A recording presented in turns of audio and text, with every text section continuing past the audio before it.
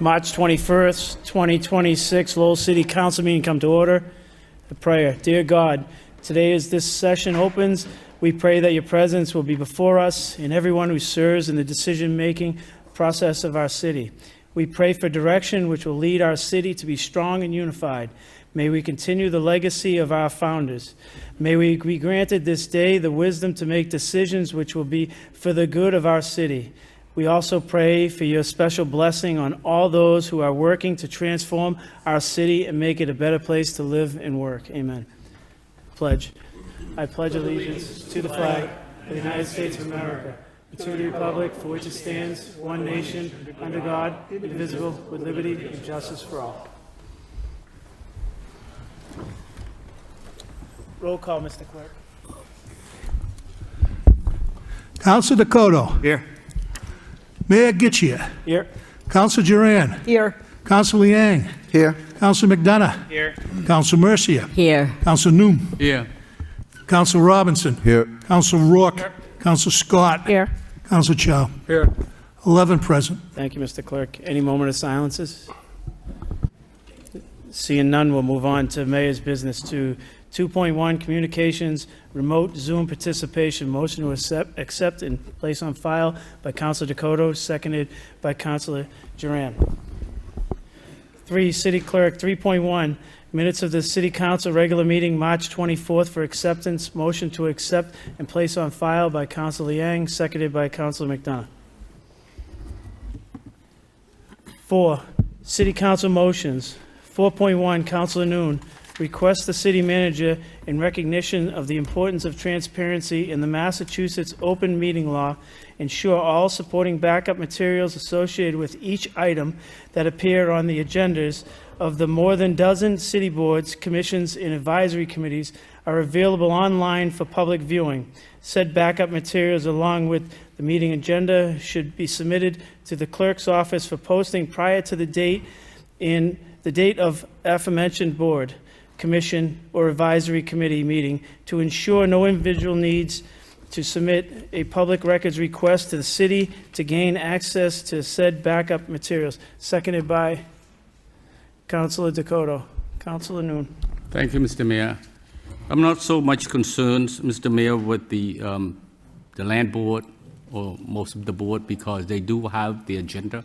They do have their minute. I know that there's some, advisory committees and or task forces that this board, this council, past and present, see important of it, see it as a platform for residents to voice their concern and share their idea.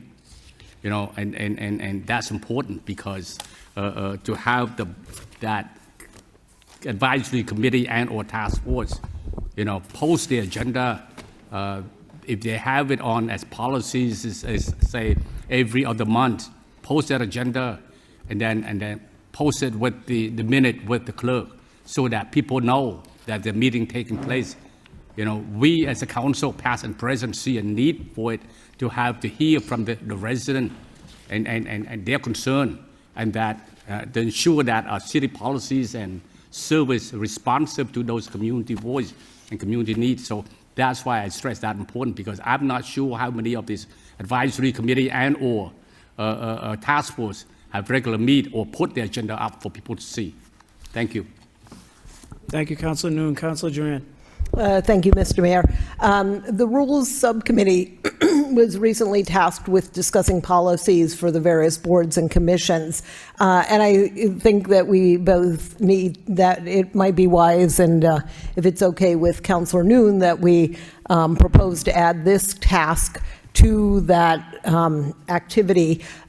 We are going to look at the various policies that apply not only to City Council but to the other boards, and I think understand the practical implications of those and whether, all of the rules need to apply to all of them. I think balancing the important communication and transparency, which we all value, but also making sure that they are practical is important. So I would make that kind of motion if Councilor Nuon is comfortable with. I would be second to Councilor Jeanne. Motion by Councilor Jeanne, seconded by Councilor Nuon, to send this motion to the elections and rules subcommittee. Yeah.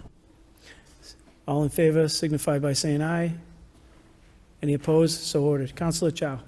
Thank you, Mr. Mayor. This is a good motion to have transparency and a lot of engagement by the community. Just a quick question through you, Mr. Mayor, to the clerk. Just concerned about, I know that in the past a lot of people requesting the public records from your office. I don't know if you know from the top of your head, in the past year, do you know how many public records requests your office received? Clerk, you. Not many, Counsel. Usually they're housed through the law department, has a records request thing. I haven't got many specific requests for documents. The minutes are online. The agendas are 100 pages in packages. So the information is there on that end. I haven't got many requests for information.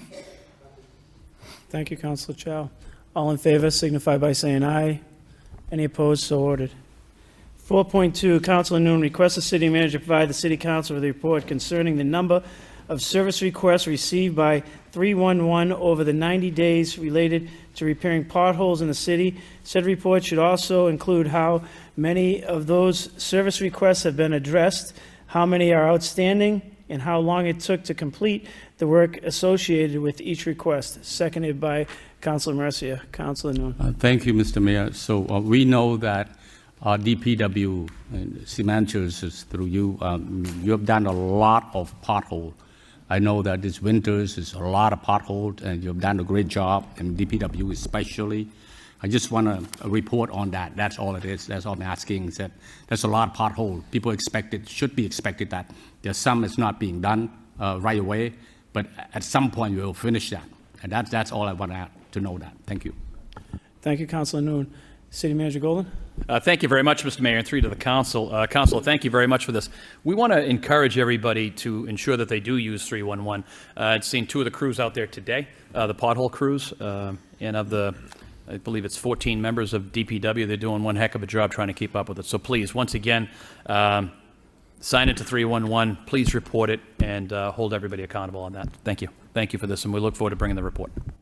Thank you, Councilor Nuon. Councilor Robinson. Thank you. Through you, Mr. Mayor, to City Manager. How many hot boxes do we have that go out on a fully staffed day? Manager Golden. Thank you, Mr. Mayor, through to the council. On a fully staffed day, we have 3 boxes that go out. I believe we have 4, but one is down, but there'd be no way we would be able to fill 4. But typically, on any given day, we're probably definitely going to have 2. We're dealing with the tree crew as well. I think there's a report in here talking about what DPW has. I think it was Councilor Scott that was talking about street cleanings and things of that nature. But more or less 2, and sometimes 3. And thank you very much for that. And so the listening public is aware. I mean, 2 crews going out a day, that's pretty much minimum of 4 ton of hot top going out a day. And I mean, that's pretty significant. That is a good amount. Thank you for your patience. It's going to take some time to get to everything. It is a labor of love. In some instances, when you get rain like this today, you fill a hole, and that hole you filled is reopened again. So, I mean, it is chasing your tail, kind of, but they are addressing that, and I appreciate that. Thank you. Thank you, Councilor Robinson. Manager Golden. Thank you very much, Mr. Mayor, and through you to the council. Council is, I think that as far as DPW potholes, we're doing a much better job, but it has to go. I have to say this, it's because of all of the horizontal construction money that this council and the previous councils have pushed forward to make sure that this has happened. Councilor Jeanne had put forward a motion, which I think we answered 2 weeks ago, which talked about that. So I can't encourage people enough to utilize 311. The system is changing. I think it is getting better. And if it is stubborn, if there's a stubborn pothole out there, please don't hesitate to call us directly, myself and Mr. Machado. But we try to keep up on this, and we're trying to change the way business is being done. So thank you all. Councilor Robinson. Thank you. I'd just like to add, I've had constituents reach out explaining and send me screenshots of they try to report something on 311, and the return message comes back something like unable to complete at this time. I talked to MIS, and basically if you log out of your account and log back in, a lot of times that clears up whatever the jam is. Thank you, Councilor Robinson. Councilor McDonough.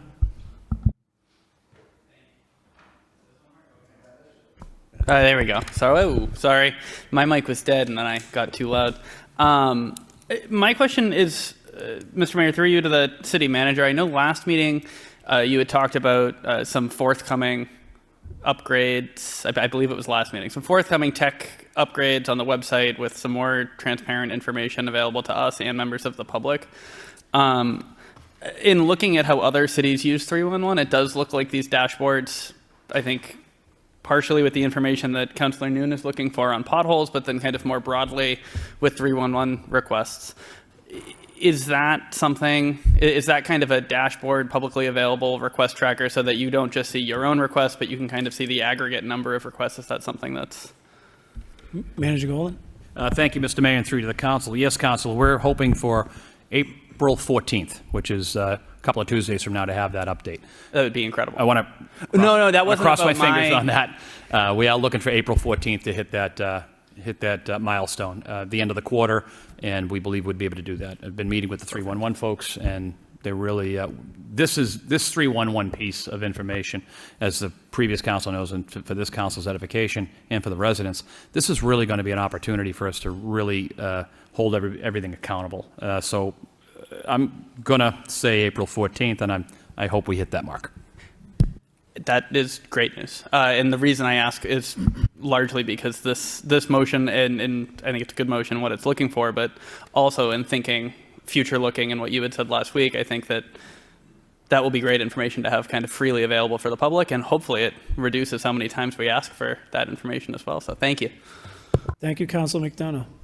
All in favor signify by saying aye. Any opposed? So ordered.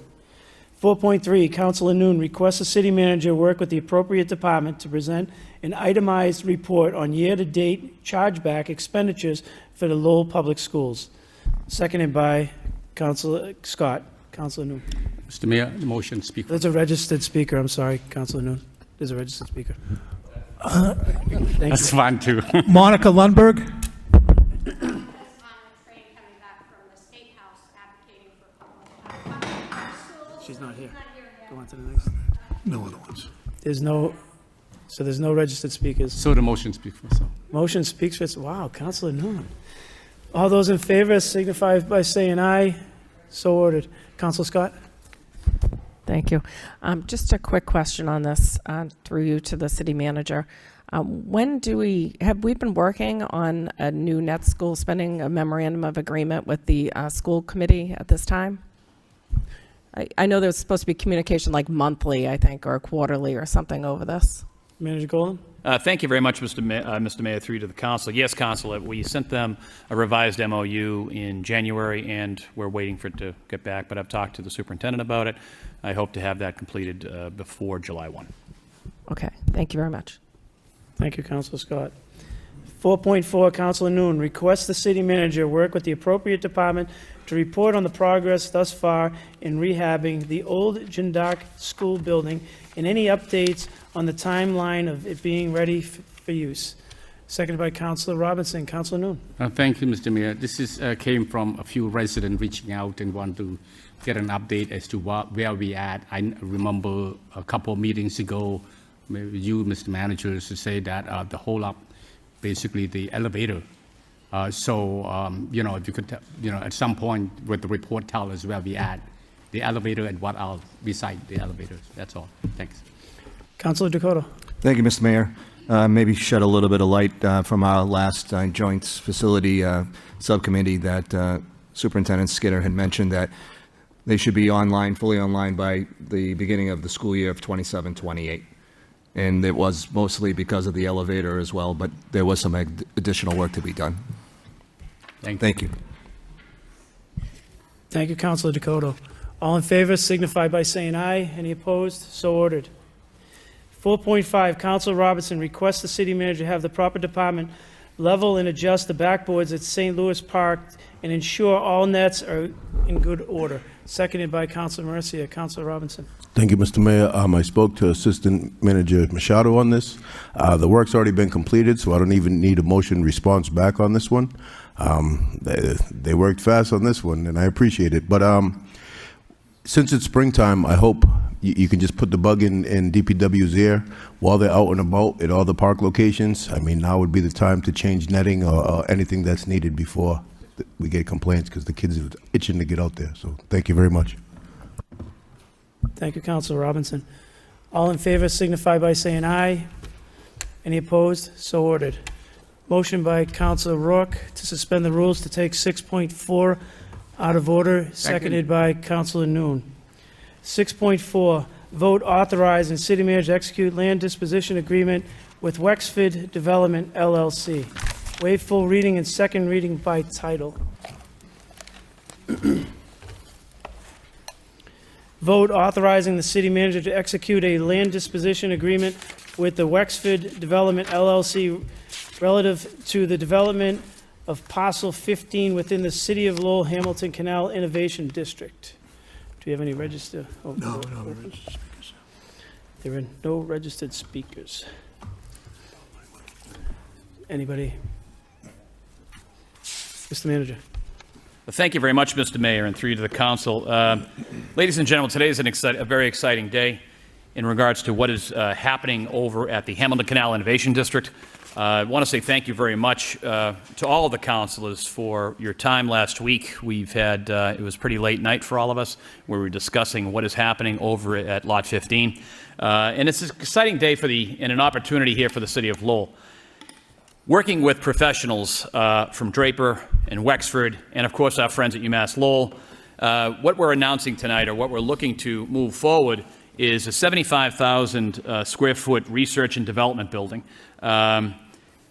With the MOU that was put forth by this council, or by this administration to the council in May of 2025, you can see what's before us. But I do have, if the council would allow, I'd like to have the Chancellor, Julie Chen, come up and address the crowd to speak to what is happening and the link proposal and the excitement that we have going at the Hamilton Canal Innovation District. It's been 20-plus years in the making. So if it's okay with the council, is that?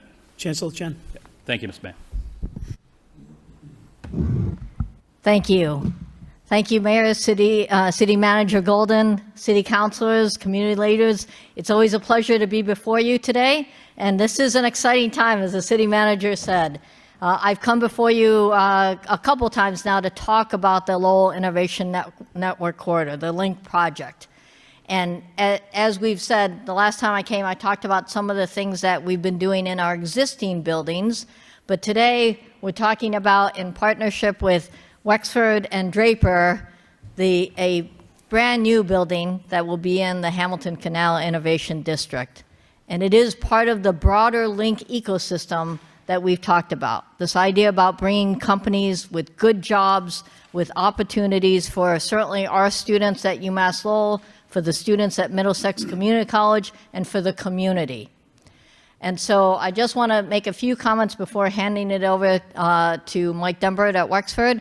But the main thing is, one, this could not have been done without your partnership, without the partnership of the city manager, without the partnership of the city council, without the partnership of the state leadership.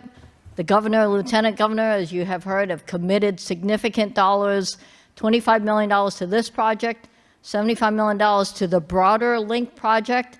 That is what makes projects like this happen in a gateway city. So we're thankful for all the partnerships.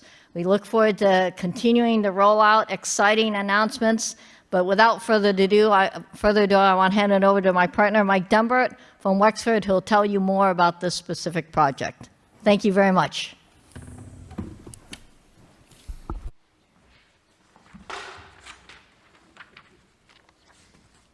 All right, Chancellor Chen, thank you. Thank you first to everyone here, the mayor, city manager, all the members of council, city staff, community leaders, of course, our friends at UMass Lowell and at Draper here. This really is a very exciting moment for us. We appreciate the opportunity to be here tonight and to be talking about this exciting impact project. Quick introductions here. Mike Dumbert, I'm Vice President of Development with Wexford. We are the developer and owner of the Impact Building. This building will be 100% leased to Draper as our tenant, and I'm joined up here by Stephanie and Jack with Draper, if you guys want to just introduce yourselves. Hi everyone, I'm Stephanie Valerio. I'm the program manager for the Draper Impact Center. Jack Showalter, Draper Council. Thanks. So again, this really is an exciting milestone for the project to be executing the land contract with the city. It's also a very exciting moment for Lowell, as Chancellor Chen said in her comments. This building and Draper's partnership really represents a major step forward in the Link initiative and everything that Link is trying to do in Lowell here. So on behalf of Wexford and Draper, we're very proud to be a piece of bringing this Link vision to life.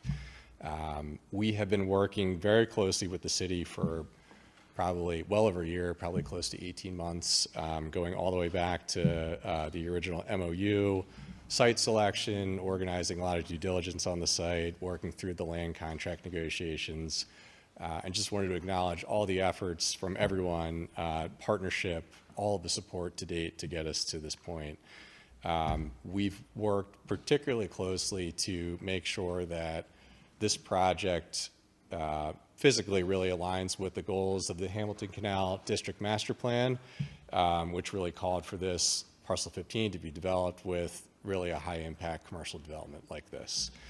We have just a few slides here. We're going to run through just some design updates, some information on Draper and the program in the building, and then a timeline. We can take any questions if that would be appropriate too.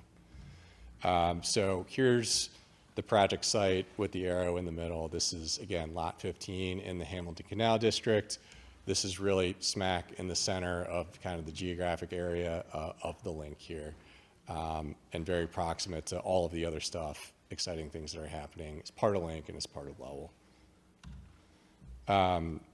Site plan, just to orient everyone, this is the Hamilton Canal District parking garage to the right here, National Park Service Visitor Center just to the top of the page here. So roughly rectangular site. The building footprint takes up most of the site. There is the entrance on the bottom, the front.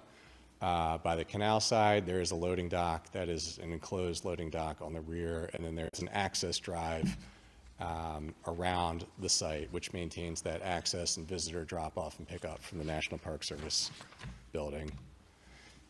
Early rendering from across the canal. Just to note, we are through schematic design of the project, so the exterior, et cetera, will continue to be designed and refined as we go through. But just to give an idea of the aesthetic of the building, this is a 2-story building with a mechanical penthouse you can see on the roof, about 75,000 square feet. We've really tried to mix in a lot of brick and glass, but certainly a lot of brick to play into the kind of historic character and context of the neighborhood. You can see some terracotta inset panels there, again, just to play with this facade and make it a more interesting facade here. And with that, I will turn it over to Stephanie. Thank you. Hi, everyone. Nice to meet you all. So the Impact Center, we are a integrated microelectronics production and advanced chip technology center, so Impact Center. We are looking at small-scale production of secure microelectronics. We have a kind of flow diagram up on the screen that walks you through very high-level understanding of like what does our production look like. So when you're thinking about production, it may sound kind of large and noisy and possibly dirty. That's not what we're doing at this facility. Small scale, diverse customer set, and it's very quiet, low, not dirty, sorry, that's what I'm trying to say, but quiet facility overall. Everything's kind of in-house production-wise, small scale. But looking to have that type of skill set available here in Lowell. We're serving multiple of Draper's customers spanning the U.S. military, aerospace, and our government. And then looking to create roughly about 150 new highly skilled jobs for the area through the center. Thanks. All right, so next steps, timeline. Here we are, end of March. We just wrapped up our schematic design for the project. Excited to be here tonight to be entering into the contract for the land, which is a big milestone for the project. We are path forward, final design, building permit, financial closing, October timeframe, mobilizing for construction shortly thereafter in November. Substantial completion, construction completion, probably mid 28, and then there's some time post-construction completion with Draper's equipment install, startup validation. So we'll have people in the seats probably in the latter half of 28, delivering in the beginning part of 28, with those 150 highly skilled professionals in the building at the end of 28. And with that, we can take questions. Motion to adopt by Councilor Robinson, seconded by Councilor Rook. Any questions? Councilor Jeanne. Thank you, Mr. Mayor.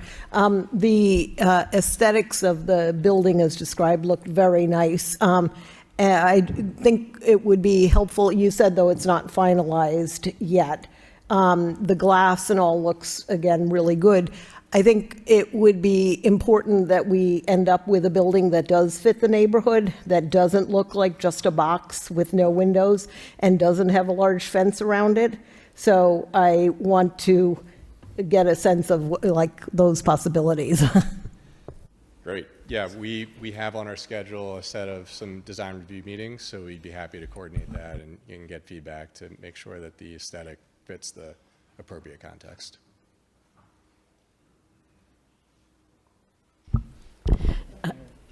Thank you, Councilor Jeanne. Councilor Robinson. Thank you. I'd just like to say welcome and thank you very much for choosing Lowell and partnering with everybody involved. I think this is something that the city's been looking for quite some time.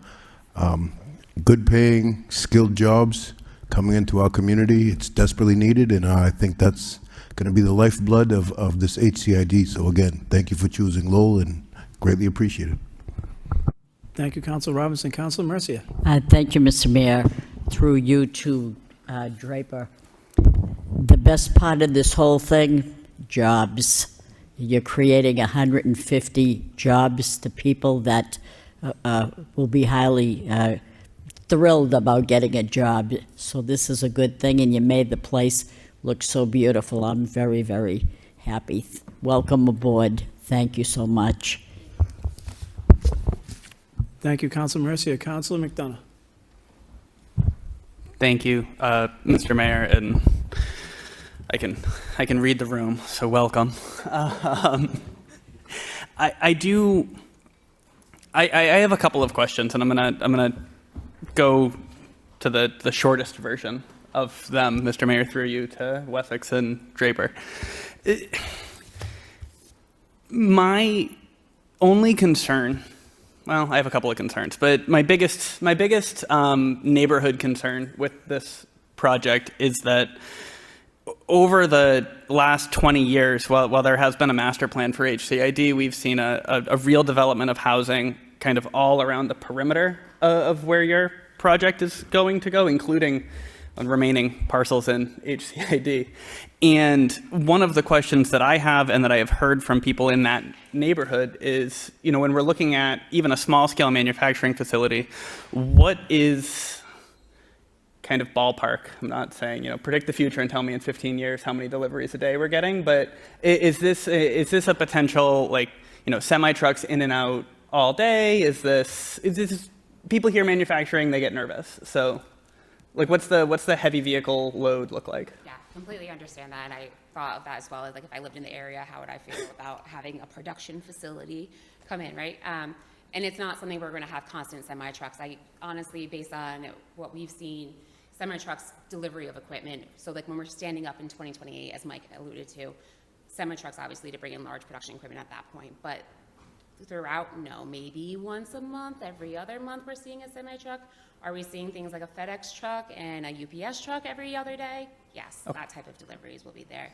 But at like a large, do we need to worry about the noise that the bigger trucks are generating and any other pollutants? No, that's not a common basis for us. Okay. And I would just add too, I think I mentioned this in the presentation, but the loading dock is an enclosed dock. So as the door goes up, the truck pulls in, the door goes down. Perfect. So you're not loading and unloading from the street to mitigate some of that disruption. Perfect.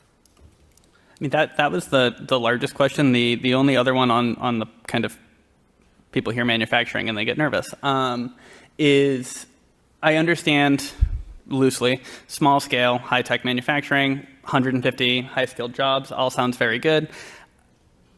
There is just a concern about kind of, noise and pollution level after the build out? Like what is this a quiet box? Right? Is that okay? Yeah, definitely a quiet box. Honestly, so we do this current production in Cambridge as well. When I'm walking down the hallway where the production is happening, I can't hear it in the hallway. Okay. So I don't think we're going to be hearing it from the roadside either, or any of the residential units behind it should not be affected from it. Okay. Thank you. And then this last one, I promise. You guys are also, there's I don't want to call it a premier development, but there is another Draper development going in as part of Link somewhere else, right? Okay. And are they related? I know you guys are a huge company that does a lot of different hats. So are these related at all, or?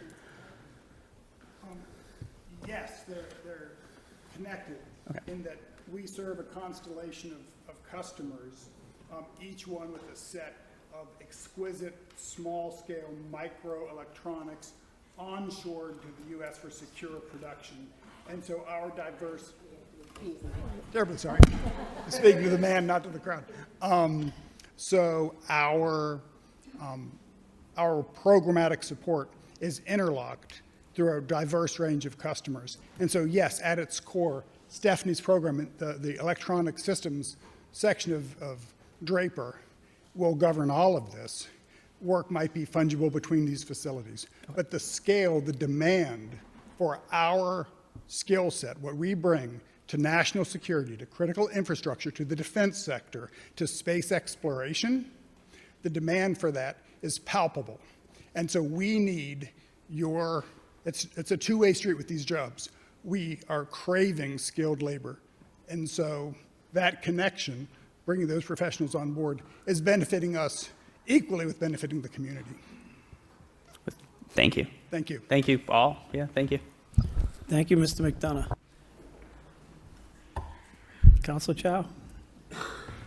Thank you, Mr. Mayor. And I think congratulations to the Chancellor and the UMass Link team are in order. And I know you've been working very, very hard along with the city manager's administration. And thank you three for coming to speak tonight. Very, very meaningful. It's very short notice. We only took a vote on this last week, and here you are speaking from the entire council and the city. And I think the Hamilton Canal Innovation District, we've been waiting for a project like this to happen.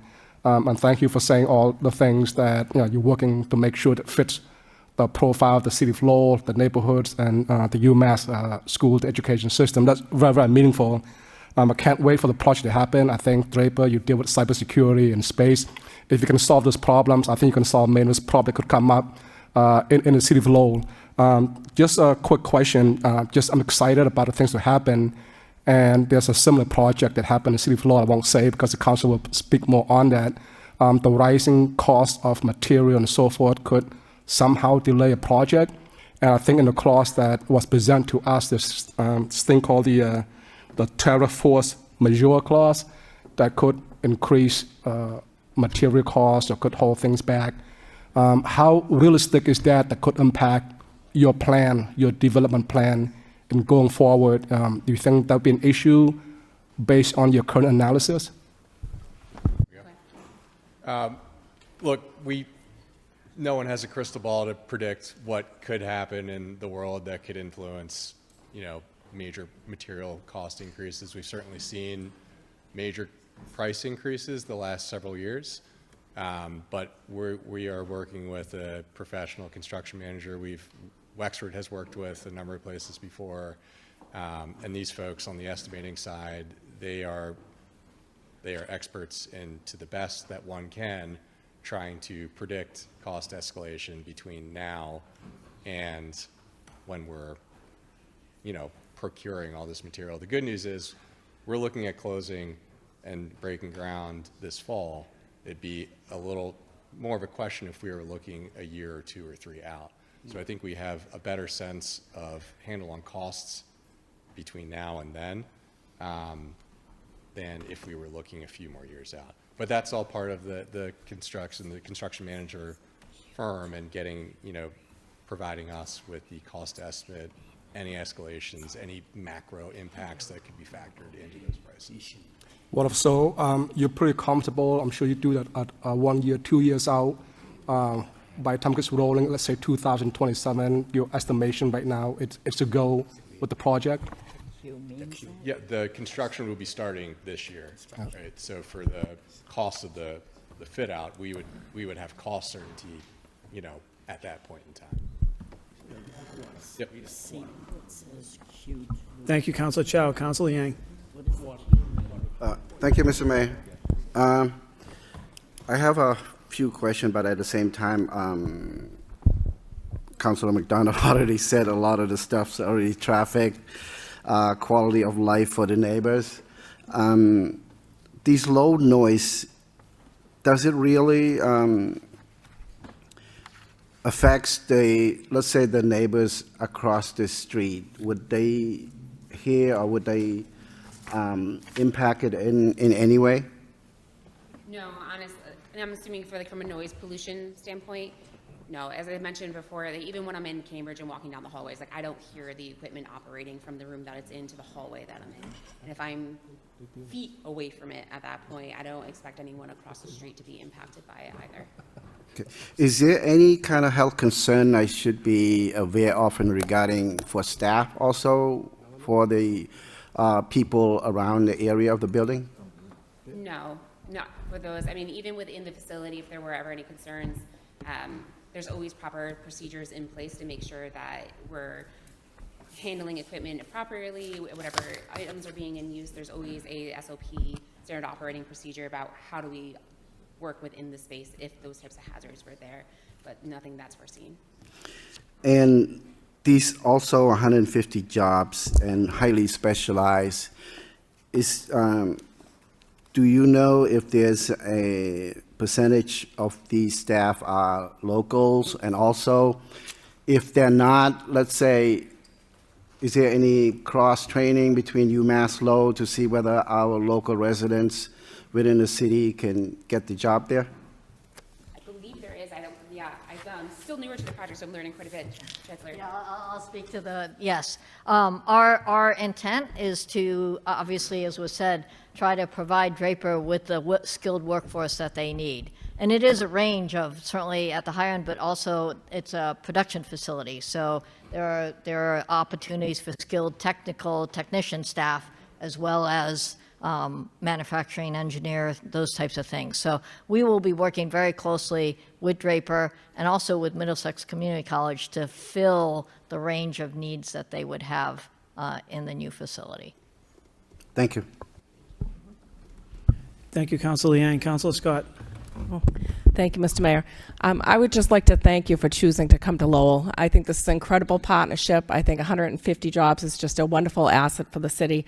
We were just recently named one of the best places to live.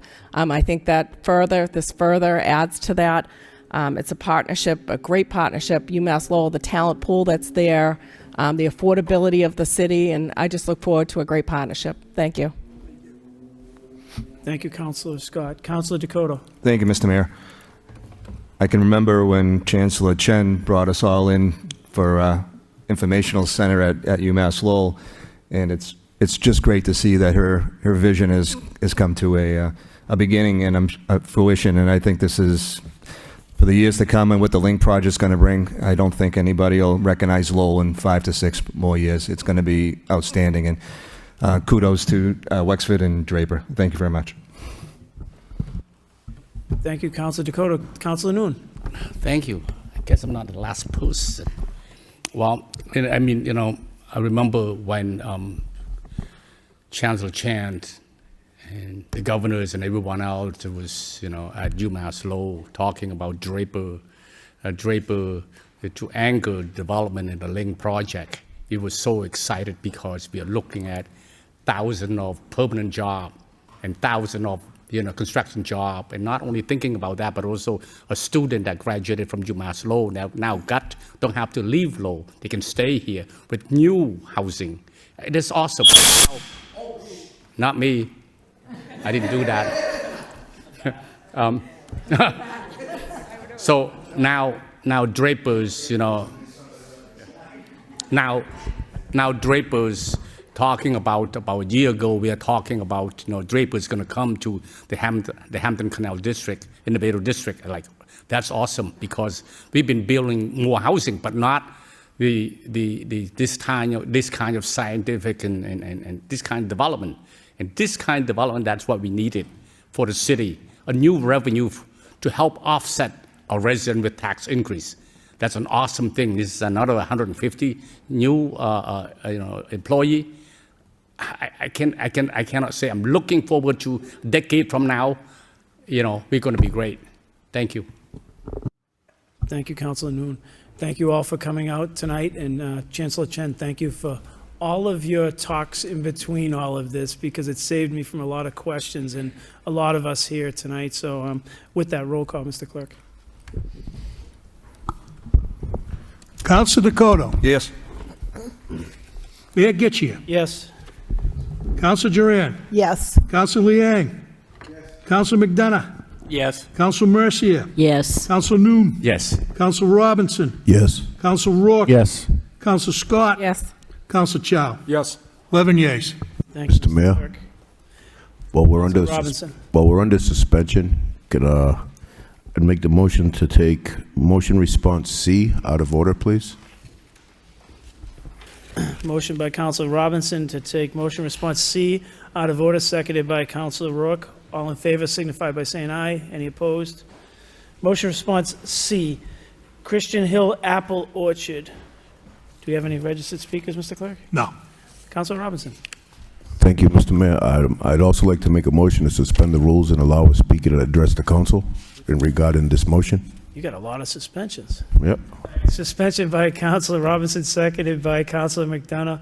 All those in favor signify by saying aye. Any opposed? So ordered. Good evening, Mr. Mayor, Mr. City Manager, members of the council. My name is John Moose. I live at 105 Beacon Street. I'm here tonight to talk about the status of the project at the Apple Orchard. I fortunately moved to Lowell in 2004, so I guess I'm the new kid in town. I grew up in Manhattan. I went to school in Worcester, went to law school in Boston, and lived in Cambridge for 30 years, where in that capacity, I served on the Mid-Cambridge Neighborhood Conservation District Commission for 18 years. I served as chair of that commission for 12 years. And as many of you know, real estate development in Cambridge is nothing short of a contact sport. We had many very large projects involving Cambridge Hospital, the Cambridge Public Library, the Government Canal Center on both sides of Cambridge Street by Memorial Hall.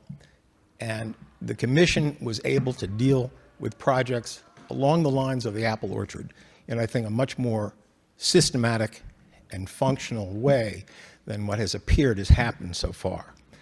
I appeared before the planning board when, after the project was deemed a project as of right, which I understand was somewhat contested, that there was an initial determination that the project was situated on wetlands, and then I guess it was overruled by the state, and I don't think there was an appeal of that taken in the Superior Court by the city of Lowell, and I guess that's just, excuse the pun, water under the bridge at this point. But right now we have a very concerning situation. Anybody who goes to Christian Hill and sees the site of the Apple Orchard, it literally looks like a bomb went off. It's terrible. And I think Councilor Robinson showed this body the amount of water which comes off onto Christian Street. And the status of the project is really quite uncertain. They have built 3 houses, 2 of which are really just in the initial stages after being framed. And the first house has been marketed on Redfin. It's on the market for $900,000. They did say it was under contract, and no, it's no longer under contract. So right now, we have a hill that looks like a bomb site with 3 properties which look like they may not sell in the foreseeable future. And I think there's real concern as to whether or not the developer may not have the funds to continue the project. And I think this body should look at that potential problem as a long-standing mess for the people of Christian Hill. What used to be an orchard where there were deers and squirrels and birds, and open air is now literally a bomb site. How to go forward? I think one option is to refer this back to the planning board to get a status from the developer in terms of what the development scheme looks like now, whether or not there is sufficient funding to go forward. And if there is uncertainty, I think the planning board would be within its power to request security to be posted by the developer to ensure that the site could be developed at least in a less upsetting appearance. I think the landscaping and the trees, because they took down 60 trees from that site. In Cambridge, that would have been grounds for capital punishment, quite frankly. But we have a growing season upon us, and I don't think it would make sense to lose this growing season, and the developer should be compelled to plant the 63 trees that the approval mandates and to do ground cover to prevent further erosion and water going into the streets of Christian Hill. And I also think that there's another very potentially disturbing part of this project. The developer apparently is now offering 14 of the 17 lots for sale in bulk for $4 million. So what's going to happen? Assuming we have 14 different buyers of these lots, are we going to have 14 different developers responding to the approval process of the planning board? I think that would be the height of dysfunction. So I think the planning board needs to review this, see how they're going forward, what the status of the project is, and whether or not the developer has the means to do what the approval process has allowed him to do. Thank you. Thank you. Councilor Robinson. Thank you, Mr. Mayor. And I can't thank Mr. Moose enough. Again, we're all well aware that this was a unique situation, approval not required, overturned. I have a couple questions, though. I think some excellent points were raised. Through you, Mr. Mayor, to the manager. Number one, do we currently have the most recent information on the status of this project from the developer? As far as we're aware, is the initial plan that's gone through the process thus far still in play, or has there been any kind of changes that the city's been made aware on this? Manager Golden. Thank you very much, Mr. Mayor, through the council. Council, there have been no changes at this time. Thank you. Second question is through you to the city manager. Frequency of site plan inspections for stormwater runoff best practice mandates that were kind of implemented in the report. I mean, the silt socks and all the other barriers. Have we been checking to ensure that I mean, we got some pretty good downpours today. I don't know if those mitigation efforts are in place, and are we currently keeping an eye on that? Manager Golden. Thank you very much, Mr. Mayor, through to the council. Council, up to double check. I can check this evening when I drive back. But I do know that one of our inspectors has been over there, and I would take the the response by the gentleman, but I'll make sure that DDS is on top of that when it comes to silk fences, et cetera. But I can literally check that this evening.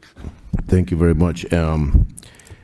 Was there an appeal, or what would be the statute of limitations on an appeal for something like that? Manager Golden. Thank you, Mr. Mayor, through to the council. Council, I'll have to get that from the planning board, but I think the appeal was 21 days, but I don't want to, there is an appeal process that probably has run out at this point. Okay. But I can get you the answer. I can get the entire council the answer by tomorrow, if that's okay, on the appeal process. Thank you. Something that I think stands out in this report as well, one of the last lines of this, all work was permitted or by right. No policy is in place to prevent clearing on private property outside a wetland. I think that what that says to me is, I think this council has some work to do. We need to dig in and brainstorm and work with planning, zoning, DPD, law department, and any other entity that can help us institute a policy. If a developer purchases a 10-acre parcel or whatever this is that's untouched, doesn't have the resources at the time of approving for this, and they have to phase it, shouldn't we have policy that travels with that phased project? So if I'm doing three homes on a fifth of this total lot size, I should only be allowed to declare what I have the means to construct. So if I go belly up after that fifth is constructed, at least the remaining 4/5 is still undisturbed. Helps with all the things that we're talking here, I think, as well as I think it makes a more appealing resale, if that's the avenue that ends up going. I would love some guidance on this maybe, I don't know the best way you take this back and come back after speaking to some of your departments about what would you recommend our course of action to develop some policy around this. And again, I agree with the speaker. I think the planning board needs to weigh back in on this project and see where are we currently, look for information from the developer that currently owns the parcel. But in the meantime, I think it's like yesterday, we need to figure out a path forward to carve out policy that governs clear-cutting an entire parcel like this and ensuring that they have the means to develop what they say they want to do at the onset. Manager Golden. Thank you very much, Mr. Mayor, through to the council. For clarification for the residents at home, I know that our planning board did push back on this, and that this was overruled by the state. So, Councilor, if you could give me a little bit of time, I'll reach out to our DDS, of course, working with the Assistant City Manager, to find out what can be done by a municipality without stepping on the ability, I suppose, for the state to overrule us, which they did in this matter. The clear cutting, as a neighbor up in that area, the mobilization is always that one issue we hear from.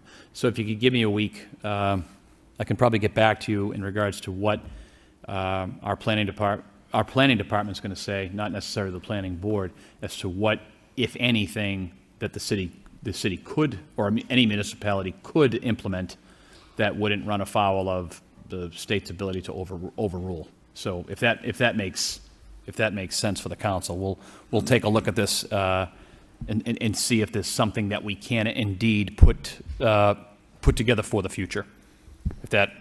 I hope that makes sense of what we're trying to accomplish here. But I want to make it clear to the residents that I believe our boards did the right thing, and we were overruled by the Commonwealth. Thank you, Manager Golden. Councilor Robinson. Thank you, Mr. Manager. I appreciate it. And I will, obviously, I think my colleague just had a great suggestion. I will accept this motion response, and I'll be filing something next week to expand on, because what happened here should be a valuable lesson to all of us. And I think we really need to wrap our head around how do we prevent something like this happening anywhere in our city ever again. So greatly appreciated, and thank you. I look forward to working with you on this. If you had a tree committee with bylaws, you wouldn't have had that problem. Councilor Scott. Thank you. Thank you, Mr. Mayor. I was actually going to mention the tree committee, so that was an appropriate comment. And really, I was just, what policies could we have in place that could have stopped this from happening, I guess would be the question. There's also mentioned in here that they required a landscape plan, planting of 60 new trees and an erosion control plan, whatever. Is there a phased-in timeline like that is supposed to happen within? Was there stipulations from the planning department about a timeline on those? Thank you, Mr. Mayor, through the council. Council will find all that information out, if indeed. I mean, to Councilor Robinson's point, the clear cutting, the mobilization, it's understood. But if this project is not going to be completed, once again, I drive by it every single day, so I see it. Give me a little bit more time, and if maybe Councilor Robinson, Councilor Scott, we can come back with another motion, but we can figure this out as to what the planning board, once again, which is an independent board, and I want to be clear between the planning board, I think they did the right thing. They did, yeah. At least in my opinion. It was just overruled by the Commonwealth. Right, So what can we actually do to facilitate a change in the future, if there's anything we can do at all?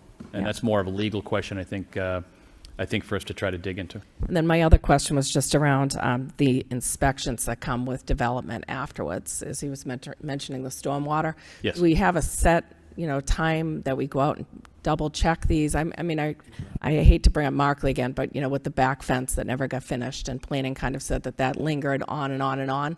Like, who kind of takes the lead in making sure that they're doing what they are required to through the planning board? Assistant City Manager Machado. Thank you, Mr. Mayor. The building inspectors do a lot of the inspections. No occupancy permit will be issued until everything is signed off by all the departments. Stormwater, all that. They check all that before the occupancy permit is issued. Okay. And what's happening on the site, they check what's happening as they're going along? They'll do scheduled inspections based on where they're at in the project. Okay, thank you. We also, I'm sorry, one more thing. We have May Bond, who is the board enforcement agent, who will enforce all the decisions that are made by the planning board and make sure that everything that's on the planning board has requested, that's being followed too. Okay, and are those located, sorry, one more if you don't mind. The planning board requirements on the project, are they recorded like in a central place that the public can see what the requirements are for that contract, like that project? Assistant City Manager Machado. They are recorded somewhere. I don't know how someone watching from home would be able to find that, but I can get that answer out to you. Okay, thank you. The sad part, Councilor Scott, is they were told there was no water on the property, and the neighbors had said there was, and the state overruled them. So that's what, the trees were actually drinking the water. So then when they got rid of the trees, now here's your water. Motion to accept and place on file by Councilor Nuon, seconded by Councilor Mercier. Now we'll go back to the motion portion of the agenda. 4.6, Councilor Robinson, Councilor McDonough request the city manager as well as our mayor convene a meeting of the gateway cities such as Lawrence, Methuen, and Haverhill to begin conversations around collaborative opportunities. No seconded needed. Councilor Robinson. Thank you very much. This began, when we went to the convention, we were fortunate to have some good conversations with the mayor of Haverhill as well as some representatives from Lawrence. And all too often it appears, Lowell being the gateway city, the largest in the area, we're grouped in with a lot of smaller communities and towns that don't necessarily share similar challenges as we do, being an urban, diverse community like Lowell, population 120,000 or so. A lot of times when we reach out to these partners, the conversation quickly turns into, how can Lowell do more? How can we put more of what our community doesn't want into your gateway city? It's unfortunate, and I think we've been saying for quite some time, as we spoke about earlier, we have a lot of great things, positive things in the pipeline, on the horizon, that is coming to fruition. I think it only makes sense to begin conversations and have some serious discussions with likewise communities. Lawrence, Haverhill, Methuen, they face a lot of the similar challenges as we do. Up and down 110, we're seeing the same struggles and challenges, from unhoused to providing food for food insecure, to financial situations, to housing situations, to, the list goes on, and we have a lot of similarities, whereas some of the other communities we have conversations with, they still have 2-acre minimum build rules. So that goes to show you how different, and it's a different set of challenges for each community. I think initiating these conversations between our communities, I think we can change that narrative in that room when we're having conversations to, instead of how can Lowell do more, to how can we work together to be collaborative and address the challenges that we're all facing. And I think that's what the key is. I don't think we've really had these discussions in depth with these partners. And as I mentioned, speaking with these people down at the MMA conference, they seemed more than open to engaging and having this conversation. So I think this is a great opportunity to begin that conversation and start looking for collaborative efforts. Thank you. Thank you, Councilor Robinson. Councilor McDonough. Thank you, Mr. Mayor. I agree with a good amount of what my colleague has already said. I think that when we think about the kinds of challenges that Lowell faces as well as the strengths that Lowell has, I would agree that we have much more in common with other gateway cities in the Merrimack Valley than we do with Westford or Dracut even. I think in thinking through post-industrial diverse city with high immigrant populations, with the kinds of problems that our schools face, the kinds of problems trying to redevelop a downtown, trying to balance public amenity, working with limited amounts of space and historic challenges, I think that we have potential partners in the region, but I think, as my colleague alluded to, we've kind of been stuck in these conversations with Dunstable. And I think this is the first step in starting to try to work, not to deflect anything from the city of Lowell, but in trying to work in a collaborative way with other communities that are only about 15 to 20 minutes up the street and in very, very similar positions to us. And so I really look forward to hopefully this passing and then these conversations starting to take place. Thank you, Mr. McDonough. All those in favor signify by saying aye. Any opposed? So ordered. Motion is to suspend the rules and combine 4.7 and 4.10 by Councilor Dakota, seconded by Councilor McDonough.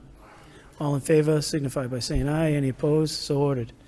4.7, Councilor McDonough requests the City Council send a letter to our state delegation, the State Secretary of Education, the Commissioner of the Department of Elementary and Secondary Ed, and the Governor expressing our strong opposition to the mandated change to lottery admissions for our vocational and technical high schools. 4.0, Councilor Dakota requests the City Manager forward a letter to DESE and the Governor's office asking to reconsider the Greater Lowell Technical High School new lottery policy. I'm going to recuse myself from voting or speaking on this, just for the record. Councilor McDonough. Thank you. Sorry. Thank you, Mr. Mayor. I understand that this has happened over a period of years, and we're kind of at the end of the road on next school year, but I don't think that this is necessarily settled policy. I think there's a number of competing bills kind of sitting around at the State House, some of which would say please pause the lottery, some of which would codify the lottery and make it not just a regulatory decision but a permanent law. And I think while I understand the need in some school districts for a lottery, I'm a Voc Tech kid. I didn't go to Greater Lowell. I went to Essex Aggie, which was a lot smaller. But the amount of effort and everything else that goes into getting into one of those schools is it can be a lot, right? Like you're going to school when you're sick for it, right? Which is, I guess, maybe why someone would say, let's do a lottery and make it. But all that to say that some vocational technical schools have a problem with their admissions. But what the state has done is they have taken a broad brush corrective action and applied it to every Voc Tech district in the state. And when I look at GLTHS, and I pulled up their enrollment data from DESE before I even put this motion in, but without the lottery, they are reflective of the district. They are a majority minority school. 20% of the district of their students are Asian background, 34% Hispanic or Latino, 9% Black or African American, 31.7% white, and then on the income side, because I know that's also a piece, high needs, meaning they meet one or more qualifier, that's 57.4 versus state average of 55.4. They have a comparable number of English language learners and first language other than English, comparable number of low income students. I've heard from parents, even in my district, who I never would have thought that downtown Lowell had a big contingent of GLTHS kids, but it turns out we do have at least 4. And all 4 of them have reached out to me over the last 2 weeks to be upset about this. That's really all I have to say. I'm hoping that my colleagues will support these motions, and I thank Councilor Dakota for the very similar motion. Thank you, Councilor McDonough. Councilor Dakota. Thank you, Mr. Mayor. As I'm sure my other colleagues have received numerous calls concerning this, and obviously there's not much we can do for this year, but find it quite perplexing that we have to tell our middle school students that, don't worry, you don't need to get A's, you don't have to have perfect attendance, and don't worry about the behavior, because there's probably a good chance you're going to get into that school. It amazes me, and I know the mayor received a phone call from a student who was actually crying on the phone, and to tell that student that you don't have a chance because you're probably 200th on the waiting list, it's just sad that DESE had to go this way. I'm confused, and I really think that we really need to have our state legislators and to really really push on this, to let DESE know that it isn't right. Plain and simple, it's just not right. So I hope our letter finds a little runway, but Mr. Manager, if you really push the state legislators and the senator as well, we really need all the help we can get. This just isn't fair to our youth to do this to them. It really isn't. Thank you, Mr. Mayor. Thank you, Councilor Dakota. Councilor Jeanne. Thank you, Mr. Mayor. I struggle with these motions. I understand that some students who wanted to get into the VOTEC did not.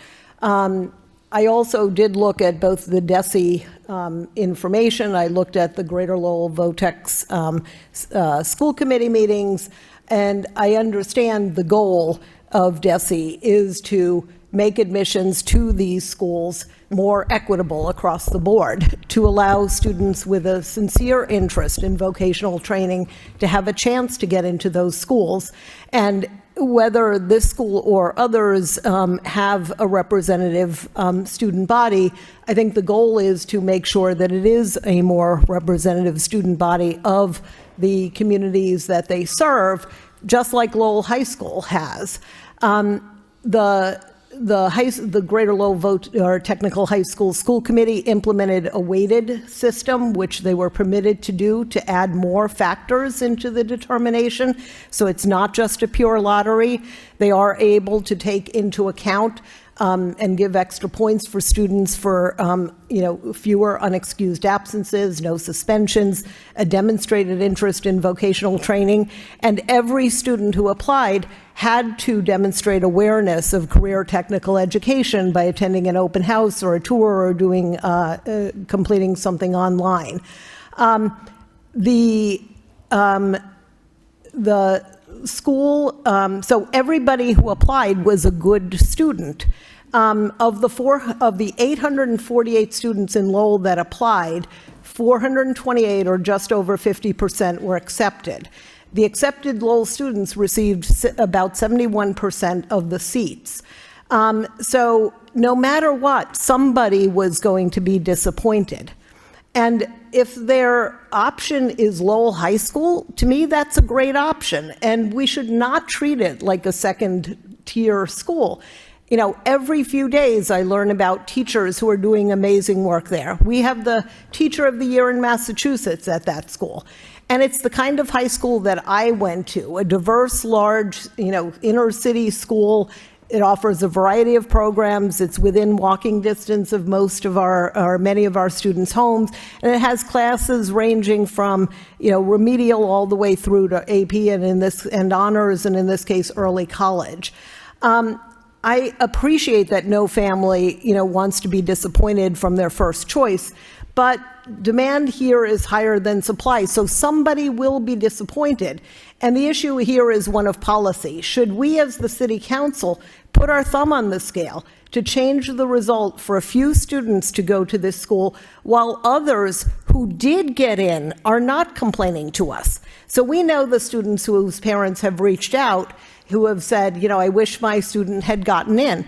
But the students who now were fortunate enough to get in are not complaining. So I think, sort of saying that we are trying to change a policy thing when it's really the reaction of some families, I think is something we have to take seriously. And I'm not sure this is what we should be doing.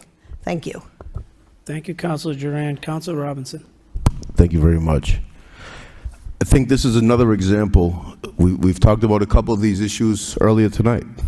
It's another example of the state intervening, broad brush policy change, reform. We see it with the apple orchard. They overturned local land use board. Wetlands, it's not wetlands. ADUs, they removed any local option from the table with that.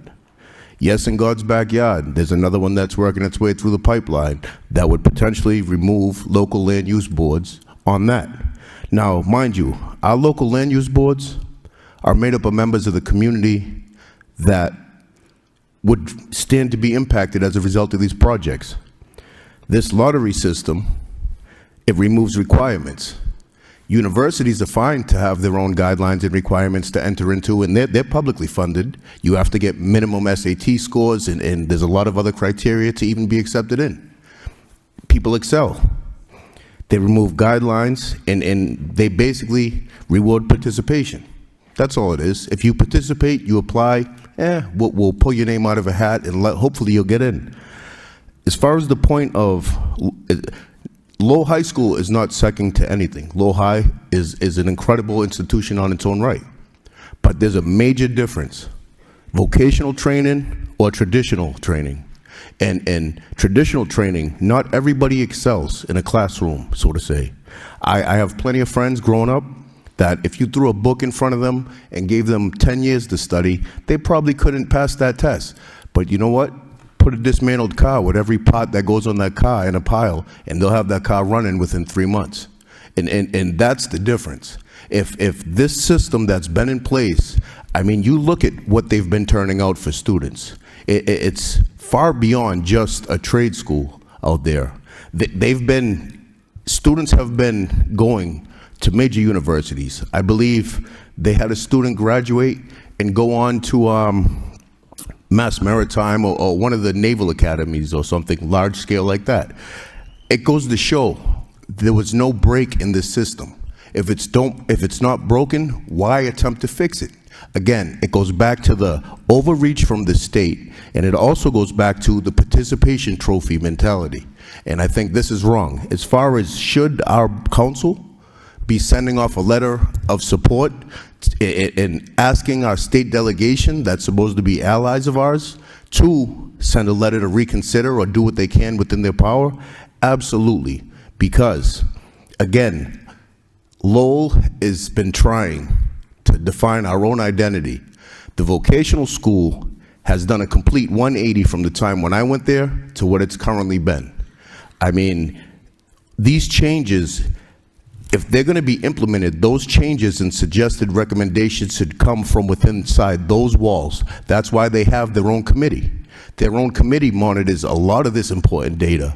And they've been moving incrementally to expand to be able to take on more students because the desire and the need. So I absolutely would support pressuring our state delegation as well as this council to send a letter in support, because the one thing we're not mentioning here is this isn't something that was initiated by the vocational school committee. This was initiated by people that only stepped foot into that building to do an inspection or so. And I think that's wrong, because by telling kids it's okay not to have a set of requirements to apply for something, you're pretty much setting them up for failure.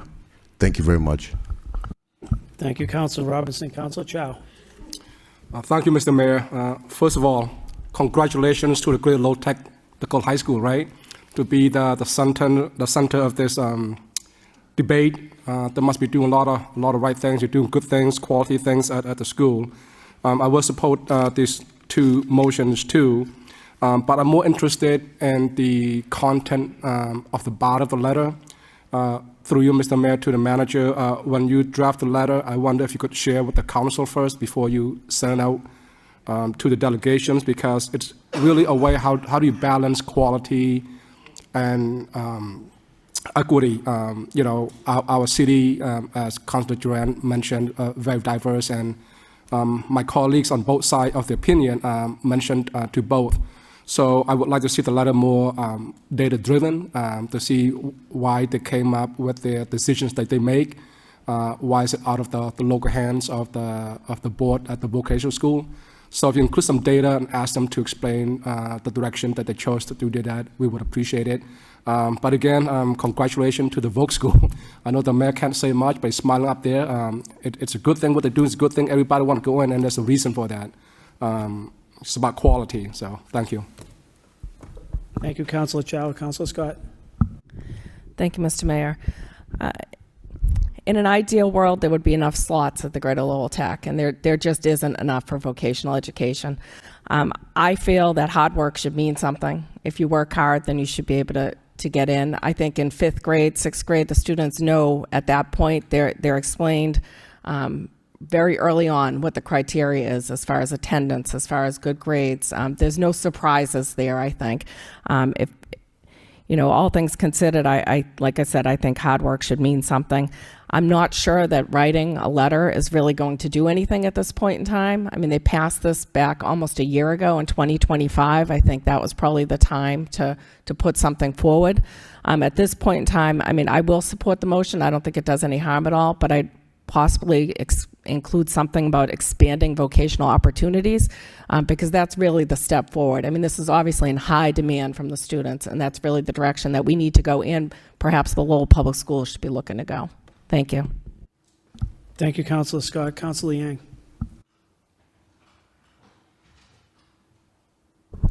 Thank you, Mr. Mayor. I was talking to Councilor McDonough that in 1989, I used to travel between Lowell High and to the Woke because I used to have a lot of friends there, and I agree with Councilor Robinson that I have a lot of friends. Some of them came out and still open barber shops, mechanic, and also hairdressers and nurses that go there.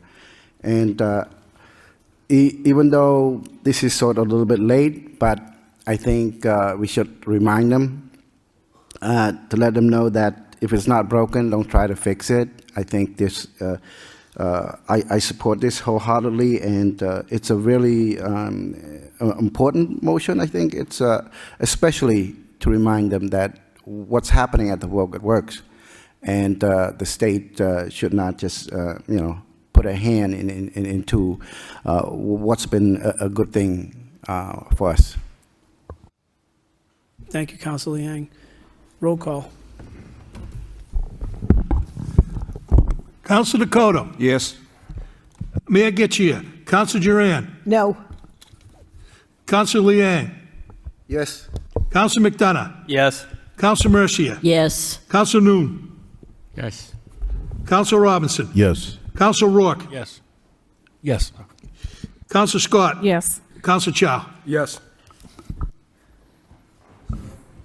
Mr. Mayor, can we have a suspension of rules to take 4.11, please? We have a registered speaker. Motion by Councilor Dakota, seconded by Councilor Mercia to take 4.1 out of order.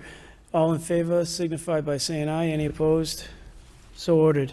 4.11, Councilor Dakota, Mayor Getchia requests the city manager have the proper department work with the Highlands Neighborhood Group and the Monument Committee to identify a location at Tyler Park and install a monument acknowledging Nancy and Bernie Judge's lifelong contributions to the Highlands neighborhood. Mr. Clerk? Robert Hunt.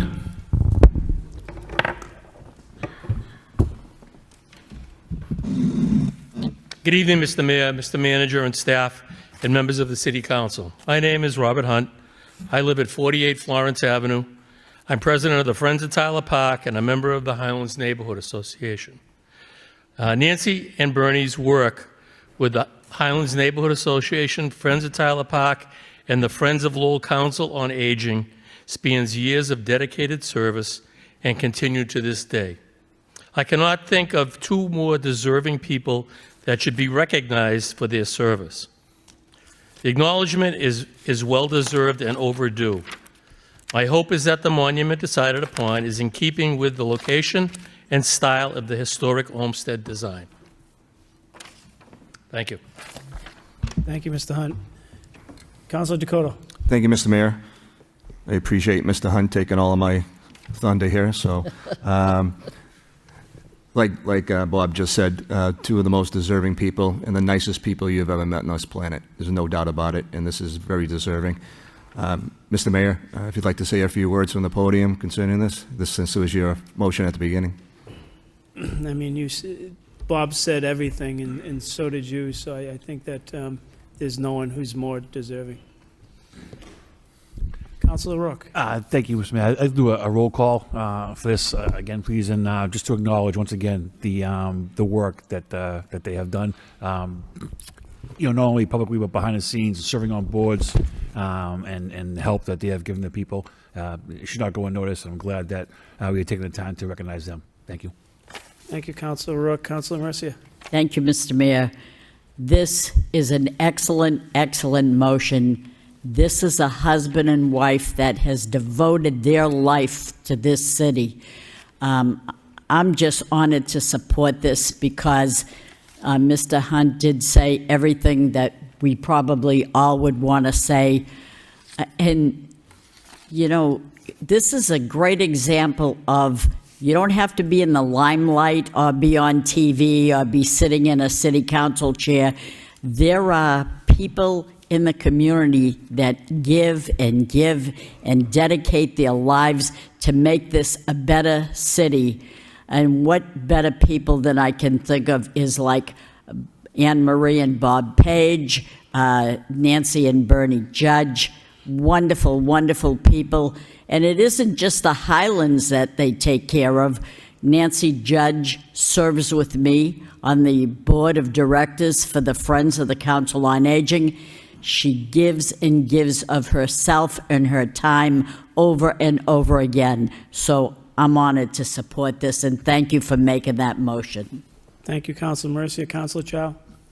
Thank you, Mr. Mayor. My colleague said everything about Nancy and Bernie already. We love them, and we owe our gratitude to them for all they do for the neighborhood. I see this is a refile, and a lot of things that Mr. Manager have done, move very, very fast. Through you, Mr. Mayor, to the manager, what is the time frame for this look like? I know you look at this, you're concerned about this too, try to move as fast as possible. What does the time frame look like? Manager Golden. Thank you very much. We'll have to speak with the Monument Committee about that, but I think Mr. Hunt may have some ideas, and maybe we could help the Monument Committee choose, well, the Monument Committee is their own committee, but maybe there could be an opportunity where we could give them a couple of choices. So, okay. But we are waiting on the Monument Committee. Thank you. Roll call. Councilor Dakota. Yes. Mayor Getchia. Yes. Councilor Duran. Yes. Councilor Liang. Yes. Councilor McDonough. Yes. Councilor Mercia. Yes. Councilor Nuon. Yes. Councilor Robinson. Councilor Rourke. Yes. Yes. Councilor Scott. Yes. Councilor Chow. Yes. Now we call me or not. Thank you. 4.9, Councilor McDonough, request Rules and Elections Law Subcommittee meet to discuss potential changes to the council rules to encourage public participation. Seconded by Councilor Liang. Councilor McDonough. I did? Okay. We'll go back in a minute. Okay, Councilor- sorry, I was waiting to make sure I was on the right Councilor one. McDonough. Thank you. I can only be wrong so many times. This motion largely speaks for itself. It also comes out, we've had a few hot button issues, which always, I think, calls attention to the maybe lack of awareness that some people have for rules here, but also what we could do better to make people aware of those rules, kind of like signage on the podium. And I think this just presents an opportunity for us to look at the rules around public participation more broadly and just see if there's a way to streamline this or make it a little bit less painful for the public. So thank you. Thank you. All those in favor signify by saying aye. Any opposed? So ordered. 4.8, Councilor McDonough requests the city manager work with the appropriate department to ensure parking regulations are clearly posted and that all signs, paint, and other indicators conform with existing ordinances. Seconded by Councilor Mercia. Councilor McDonough. Thank you, Mr. Mayor, through you to, thank you, Mr. Mayor. This motion comes out of, in the last week, actually, I've had 4 experiences with people downtown. One of them I was sitting in a restaurant, one of them I was walking home, 3 of them I was walking home, one of them I was in a restaurant. With a variation on one, it's possible in a few spots on Merrimack Street, not that I'm looking for 500 passport signs, but there are locations downtown where it's very easy to park, especially if you're not from Lowell. It's very easy to park and walk right into where you're going and never once pass any indication that you were supposed to pay. You don't see the passport sign, there's no meter there anymore, and so then you leave the restaurant, and this is what happened, then you leave the restaurant, person sees a ticket on the car, they go, what are you talking? I just drove into Lowell. This person was, I guess, to do a weekly trip to Lowell, but they hadn't come downtown yet. They had been mostly in the Acre and in the Lower Highlands where they're not paying a park, and so it was caught off guard. And then there was another one, there were a handful of handicap drop-off signs. They say handicap drop-off 15 minutes. A couple of them also have a bus stop attached to them. At least two of them have full parking spots painted on the ground. And so you have signage that says handicap spot. You also have competing signage that says the bus stop. And then you have painted just a normal looking parking space. So people have been parking in those, and I've seen tickets in that one spot range for the bus lane infraction for $100 to a handicap infraction for $300 to being left alone because maybe it's also a parking spot. So I think just making sure it's clear so that people driving in know what I don't think anyone wants to break the law. So thank you. Thank you, Councilor McDonough. Councilor Jeanne. Thank you, Mr. Mayor. I think, and I don't know when our parking was sort of looked at holistically since the change to the kiosk parking system, but I do think there are lines that are unclear downtown. There is sort of a whole confusion of history, maybe is the best way to put it, about what's going on with parking downtown. And for people who come frequently like I do, you figure it out or you take your best guess, but it is not consistent. And I think we, at some point, will need sort of just a full relook at what's painted where, what signs are where, maybe even what, where the handicap, the drop-off, the 15-minute parking, et cetera, is, because I think we have a lot of spaces that aren't necessarily used as fully as they could be as a result. And I know we're trying to get people into the garages, and I think that's a good thing. And I do think trying to remind people that we have the 30-minute free parking in the garages is helpful. But I think it's just a little confusing downtown. Thank you. Councilor Scott. Just one quick comment, and I'm not really sure if it totally fits into this, but you're talking about the parking regulations being clearly posted. The feedback that I've also received is about the parking price for the garages to be more clearly posted. They said that they would have used the garages if they realized how affordable they were after the fact. And I've heard that from a few different people, that they didn't know that they were so inexpensive. So thank you. Thank you, Councilor Scott. All in favor signify by saying aye. Any opposed? So ordered. Mr. Mayor, I'm sorry, but I could suspend the rules one more time, please, for motion response B. You got the floor. Suspension rules by Councilor Dakota, seconded by Councilor Robinson. What's the purpose? It's concerning the Campbell School. Motion response B. For motion response B. 5.1, motion response B, Campbell Drive. Councilor Dakota. Thank you. I know Mr. Beatty's here in the chambers. I appreciate the report, and I look forward to our meeting at the Bailey School this Thursday at 6:30. If anybody has, any of my colleagues have any questions for Mr. Beatty, he's here. Thank you. Seeing no questions, motion to accept and place on file by Councilor Chow, seconded by Councilor Liang.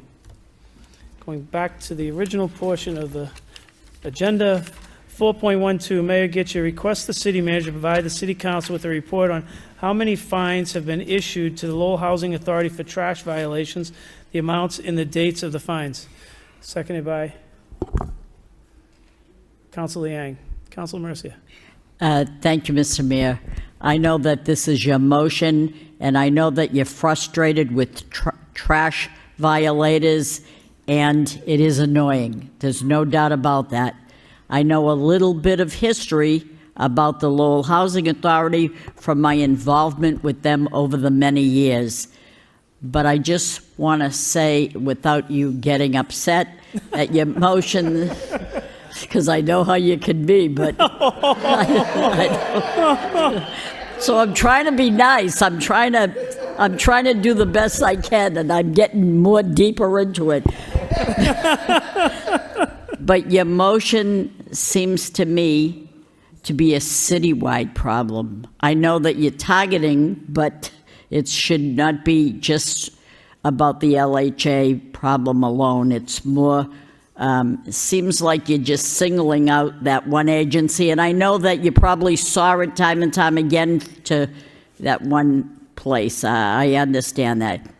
But if I might suggest that you'd amend the motion to include all the private and non-profit agency landlords, if you could do that, because I'm sure that this problem exists all over the place. To have these landlords that got fined, this motion applies to everyone, include everybody, not just one entity. The Lowell Housing Authority has 286 barrels taken out of 1,800 units. They pay the residential rate on 1,800 units, and they have a crew that goes out each morning after their trash pickup, looking at the overflows, and they make notes and they contact the tenants who violate, whether they put a white plastic bag on top of a barrel when it should be a purple bag. So I understand that, and trash falls over. I understand that too. I know one day the wind was so atrocious, it knocked my barrel over and trash came out. If I had gone to work and not seen that, I would have been written up as well. But I happened to be there before I left, and I picked it up. So things like that happen. It's annoying. So I just don't want to get you upset, but I would amend it to include all the nonprofits and the citywide, not just one entity, if you don't mind. Vice Mayor Nuon, would you come up and take the... Oh, here we go. Here we go.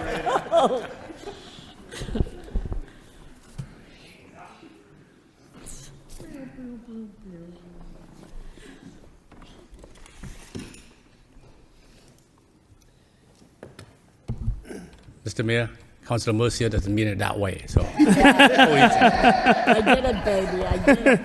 I think just because somebody knows somebody doesn't mean the infractions are not there, as we were alluded to. But at the beginning, if we're going to throw, when we walk around this city, there are people being fined, through you, Mr. Vice Mayor, to Manager Golden.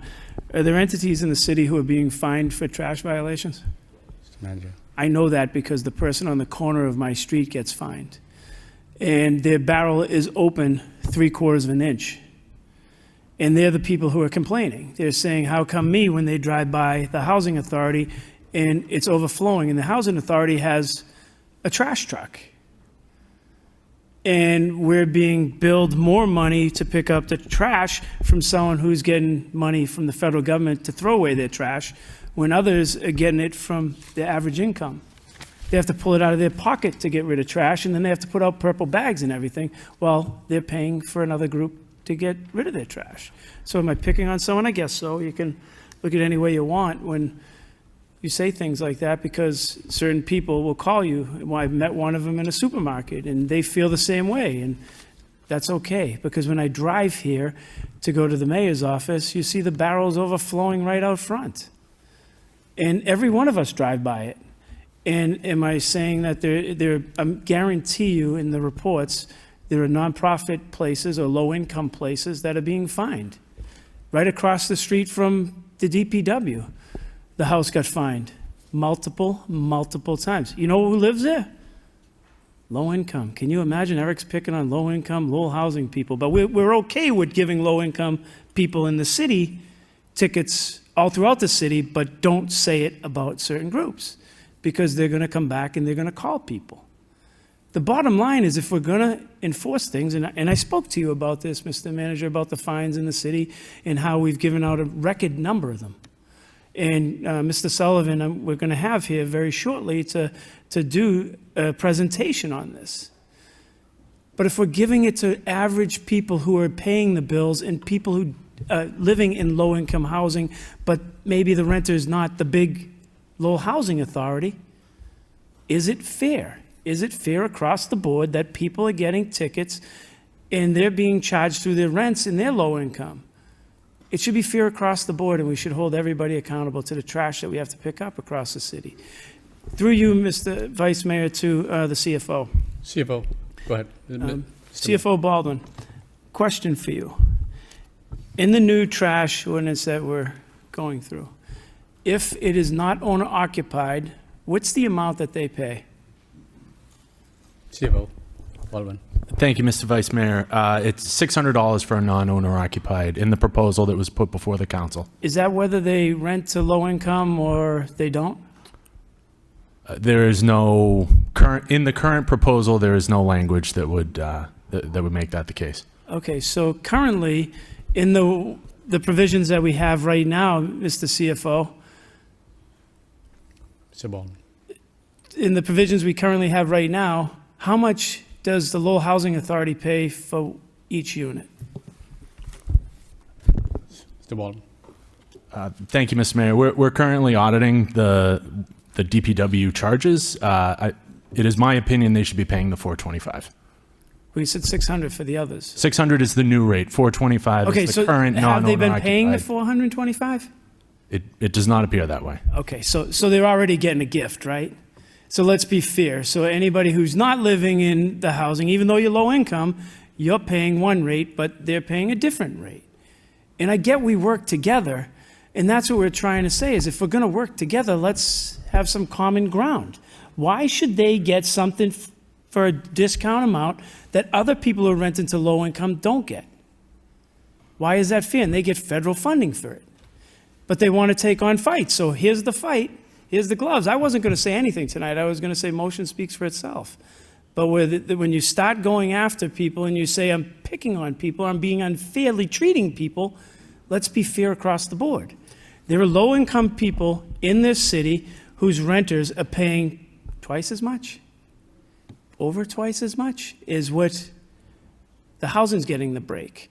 All we're asking for is close the tops, clean it up. We already had to go through the recycling piece where we can't put recycle bins over there because they contaminated all the recycling loads and we were paying crazy money. And then the decision was not to put the recycle bins there rather than say, hey, can we clean this up a little bit? Or it's a lost cause of cleaning up. I'm not truly picking on anybody. It's just, can we please get the trash cleaned up? And this did not come from me. It came from a resident who is tired of seeing this in their neighborhoods, whether it's off of Lawrence Street, whether it's over here, whether it's other areas where they're picking up. And that's what the question comes down to. Can we please talk to the Lowell Housing Authority? I'm sure there have been no fines issued. If we just can please talk to them and have them clean up their area. Thank you. Councilor Murcia. Thank you, Mr. Mayor. In my neighborhood, I have driven past different streets, and I have seen overabundance of trash where the cover is lifted right up. And to me, it's not right, but I see overflow in my neighborhood. And did you not say it should be fair across the board? That's strictly what I'm saying. It should be fair across the board, whether it's the housing authority or it's in my neighborhood. And I'm certainly sure where I live, in the area that I see, it's not housing, it's not low income, it's fair across the board. Let it not just be singling out the housing or singling any one entity. Fair across the board, whether it's Belvedere or the Highlands, and it's not a Lowell Housing Authority entity. Let me just say about the trash truck. Why should the Lowell Housing Authority use their trash truck to pick up trash that's overflowing from someone that is paying, the housing is paying for the city to use to pick up their barrel? Why should the trash truck pick up their barrel trash? just send a letter, which I'm sure they do. I've been told they notify. There's people that go around and check out their own people, and they send letters to the people. I don't think they should send a trash truck to pick up somebody's barrel that is paying the city to pick it up. So let's be fair around the board, across the whole city. That's all I'm saying. Councilor Scott? Thank you. I just want to make sure I understand correctly. The intent of the motion is basically insinuating that we aren't fining as a policy the LHA residents for their overflow versus what we are doing to other residents. So I'd like to see the data, I guess, to show whether or not we have been fining them or not been fining them.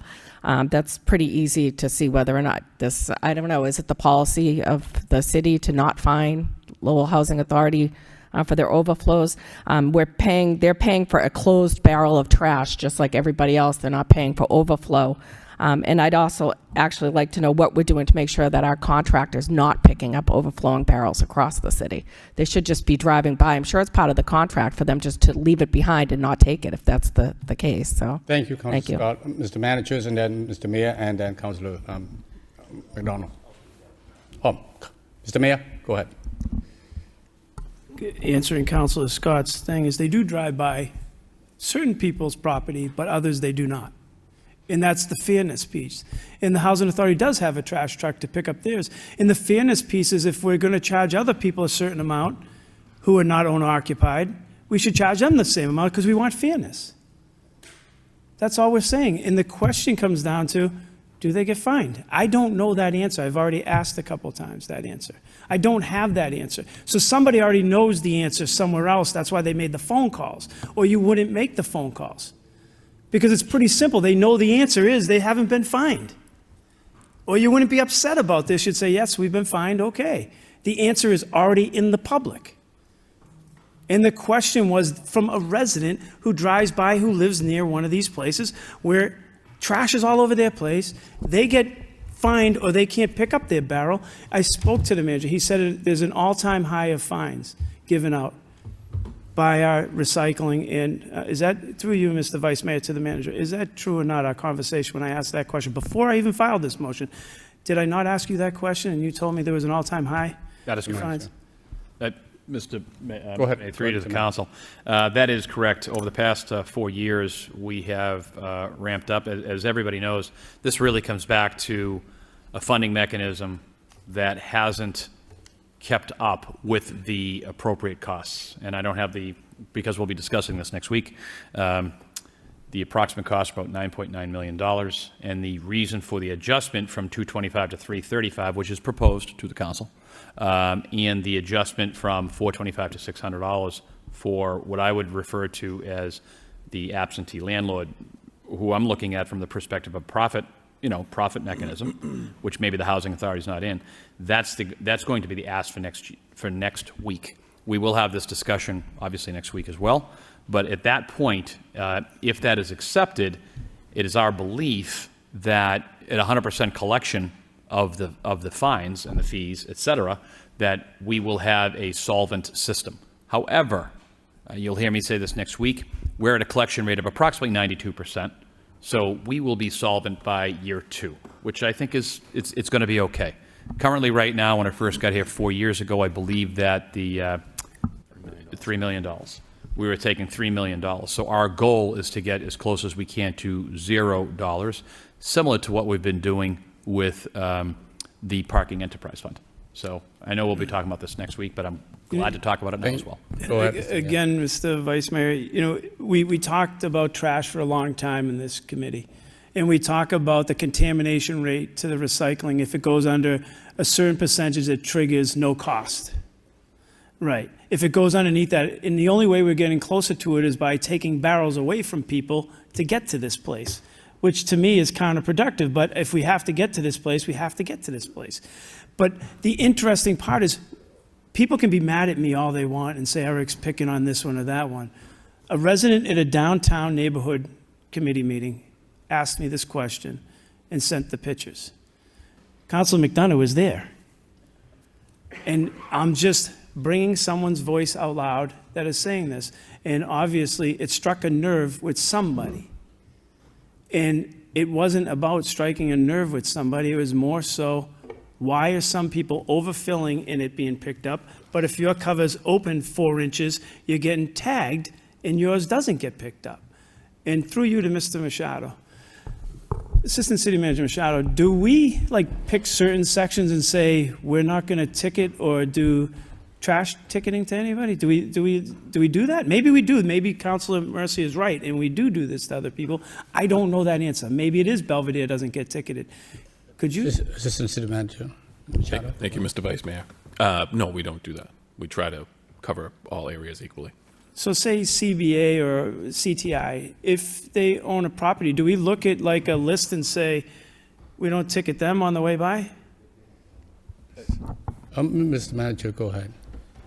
Thank you very much, Mr. Mayor, through the council. Some of those organizations may not have curbside barrels, but our inspectors don't, for instance, have a list that they know that Tom Golden lives here. They don't have that list. They're literally driving down the street on the day of, let's say, for instance, Senable is Monday, Christian Hill's Tuesday, and everybody else knows their dates. They're in those neighborhoods specifically on those days, just driving up and down the streets, looking, basically. And to your point, which we'll have next week, at one point in time, we were 28%. The contamination rate was extremely high 4 years ago. And we've been driving that contamination rate down, and part of it is because of a financial penalty for people that do it. When this happened in the beginning, when we actually started handing out warnings, and yours truly got a warning, all right? Somebody had put something in there, and that's fine.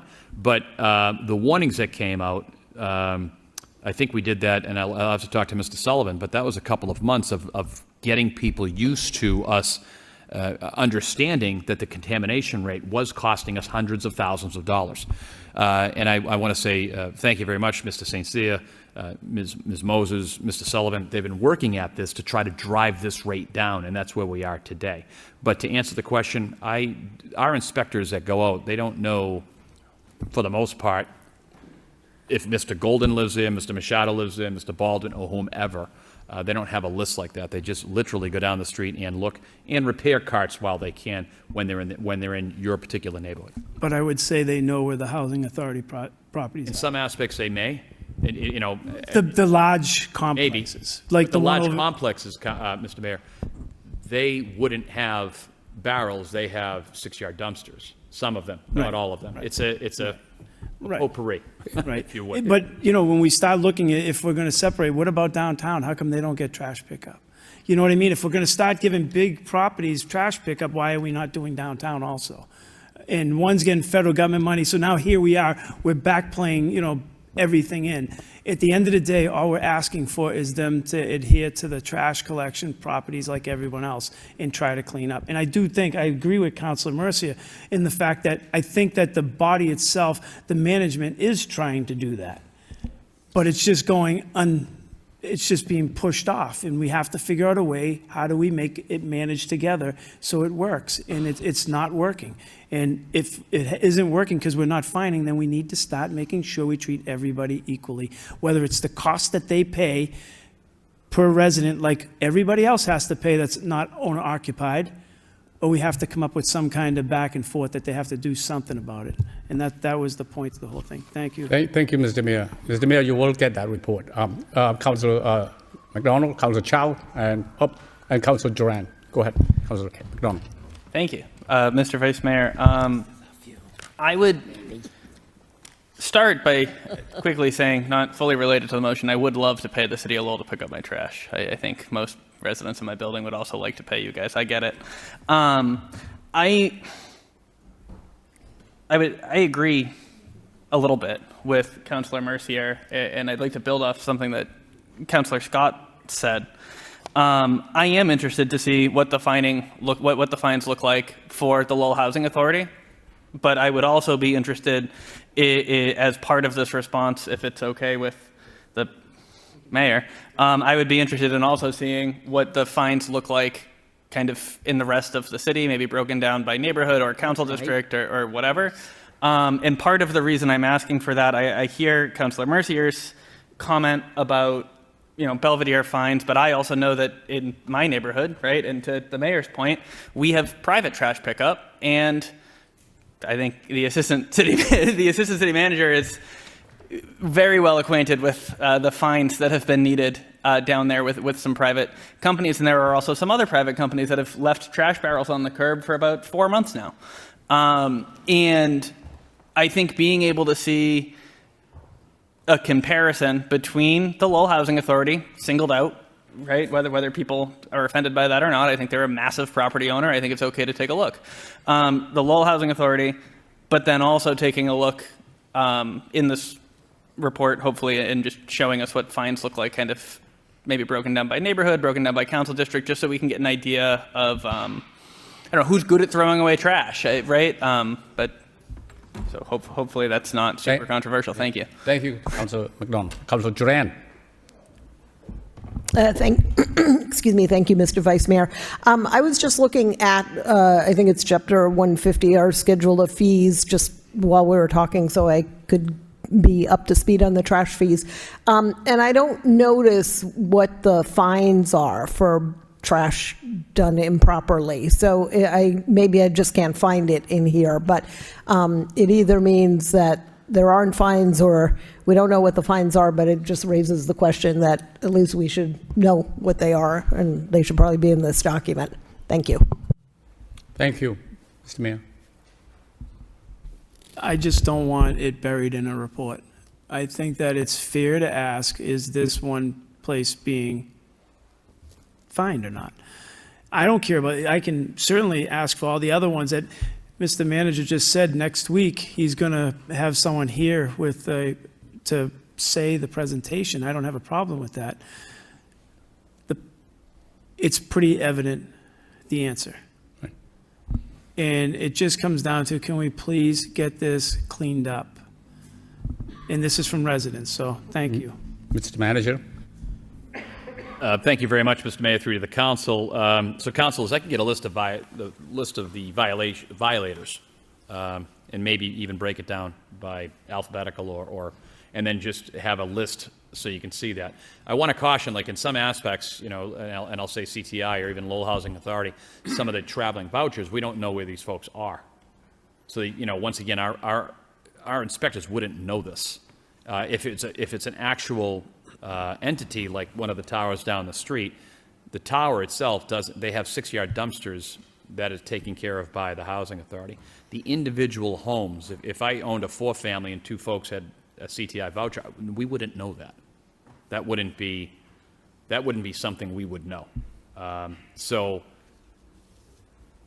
even if, next week or the week after, when we give you the rundown, the list of the violators, who, the people that are violating, we won't know whether that's a CTI voucher, whether that's just a person living there, or whatever the case may be. We don't have that type of granular information.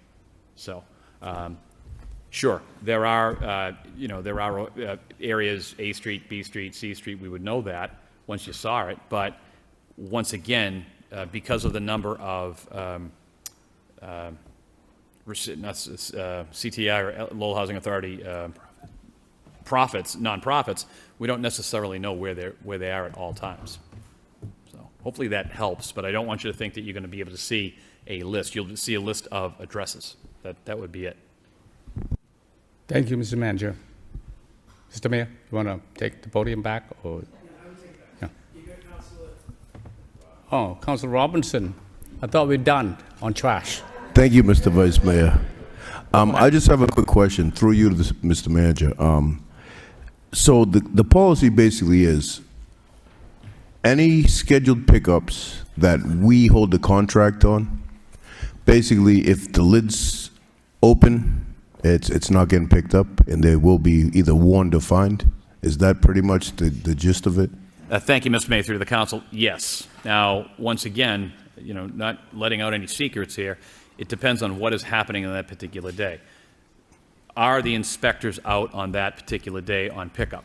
So could somebody get away from it? Sure they could. It's like speeding down the highway. No, and I don't even mean on our inspectors' end. So if the truck drives up and sees barrels open, Right. they're not grabbing them, they just drive off? Yeah, well, once again, we're asking, we have probably I think 9 trucks or 8 trucks in.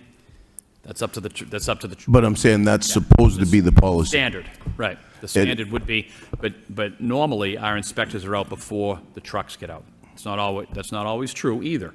It just depends on the day. The situation, yeah. And to the residents, if they're finding violations in a neighborhood, or if they will make sure that they're in that neighborhood. So it is very possible if they're not finding violations. I mean, I've actually seen them do their work. They actually go up to the barrel, lift the lid, take a look, and find out what is in the barrel to make sure, especially on the recycling portion of it, to make sure that the dirty recycling isn't in there. So it really depends on what is going on that particular day. Well, I mean, it sounds like to me,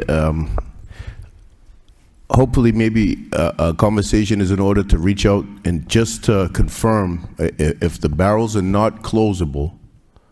Choose not to water your lawn, I can guarantee that your bill is going to be less than your neighbor that does decide to water your lawn every single day. So the utilization rates are really what we're after to drive down costs, because we know one thing, that people respond to costs. And I've known plenty of people that don't water their lawns anymore because, water prices have gone up, or sewer prices have gone up, or have gotten second meters in their property. So this is an attempt to try to get the enterprise accounts to operate the way they're supposed to, and trash being the same. With the trash enterprise, will there be an option for something like, say, Councilor McDonough mentioned, his association has a contract? Will there be an option for an association like that to join in on the enterprise trash schedule that we're going to be rolling out? Manager Golden? Thank you, Mr. Mayor, through to the council. It's possible. Not today, no. And I just want to be very clear. What we're trying to accomplish, and people will push back from the absentee landlord. We push these numbers. I know these numbers.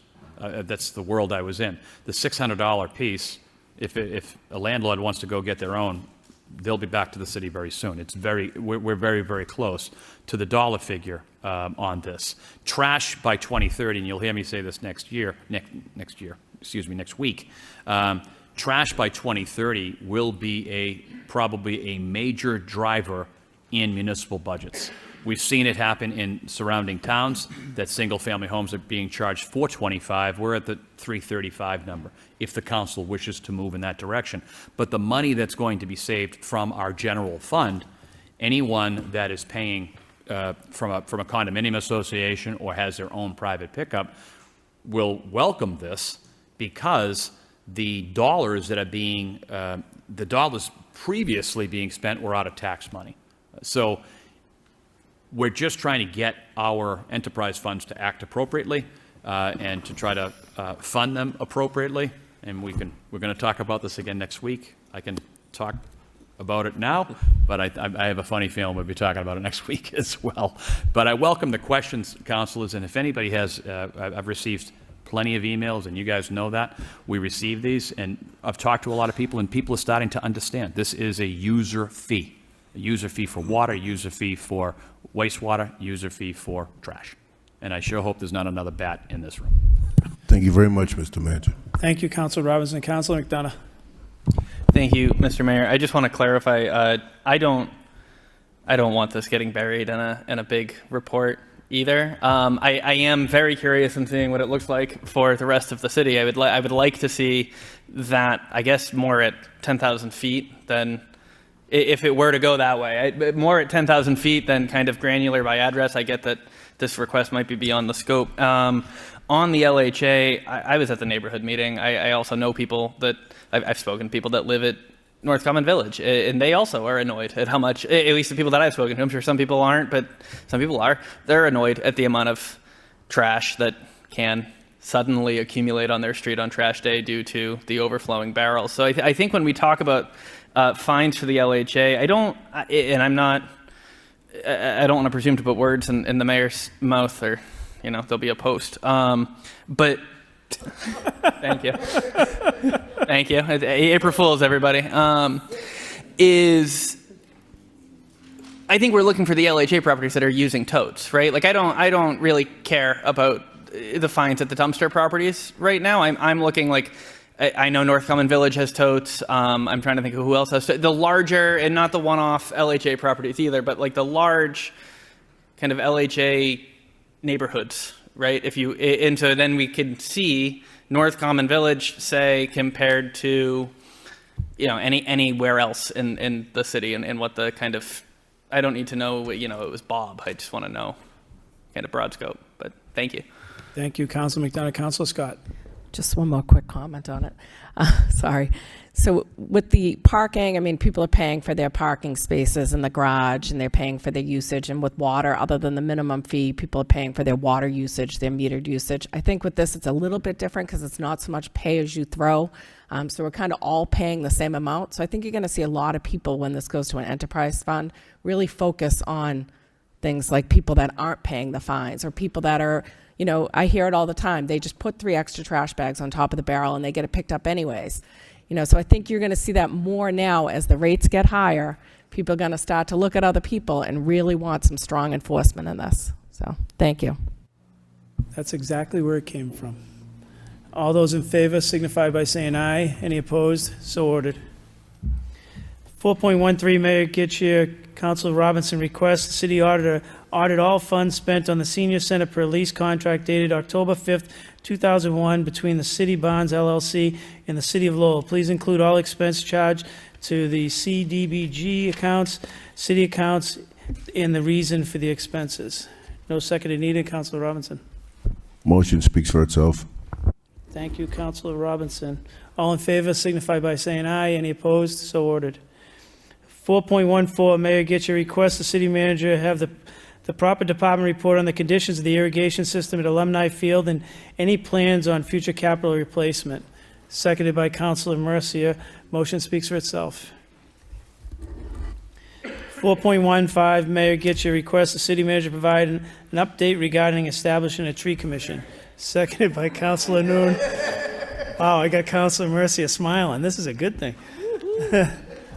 Does anyone wish to speak on the motion? Councilor Robinson. Thank you. Again, this is one of those motions that has come up time and time again. I know it's going to take a lot of legwork initially. I think some preliminary work has been done, or was in the past. I think one of the gentlemen that spoke earlier tonight as a speaker has a lot of experience, and he's expressed interest of applying to be on a tree committee. And I think this might be one of the mechanisms we're looking for to hold these kind of projects in line and provide the city and our partners the means to go back and replant once. And this isn't the first project, the apple orchard. There's been many in near past that would have benefited from active, fully established tree commission. So I hope we can get this moving sooner rather than later. Thank you. Thank you, Councilor Robinson. All in favor signify by saying aye. Any opposed? So ordered. 5.1, motion responses. Motion response A, Human Resource Demographic Report. Councilor Yang.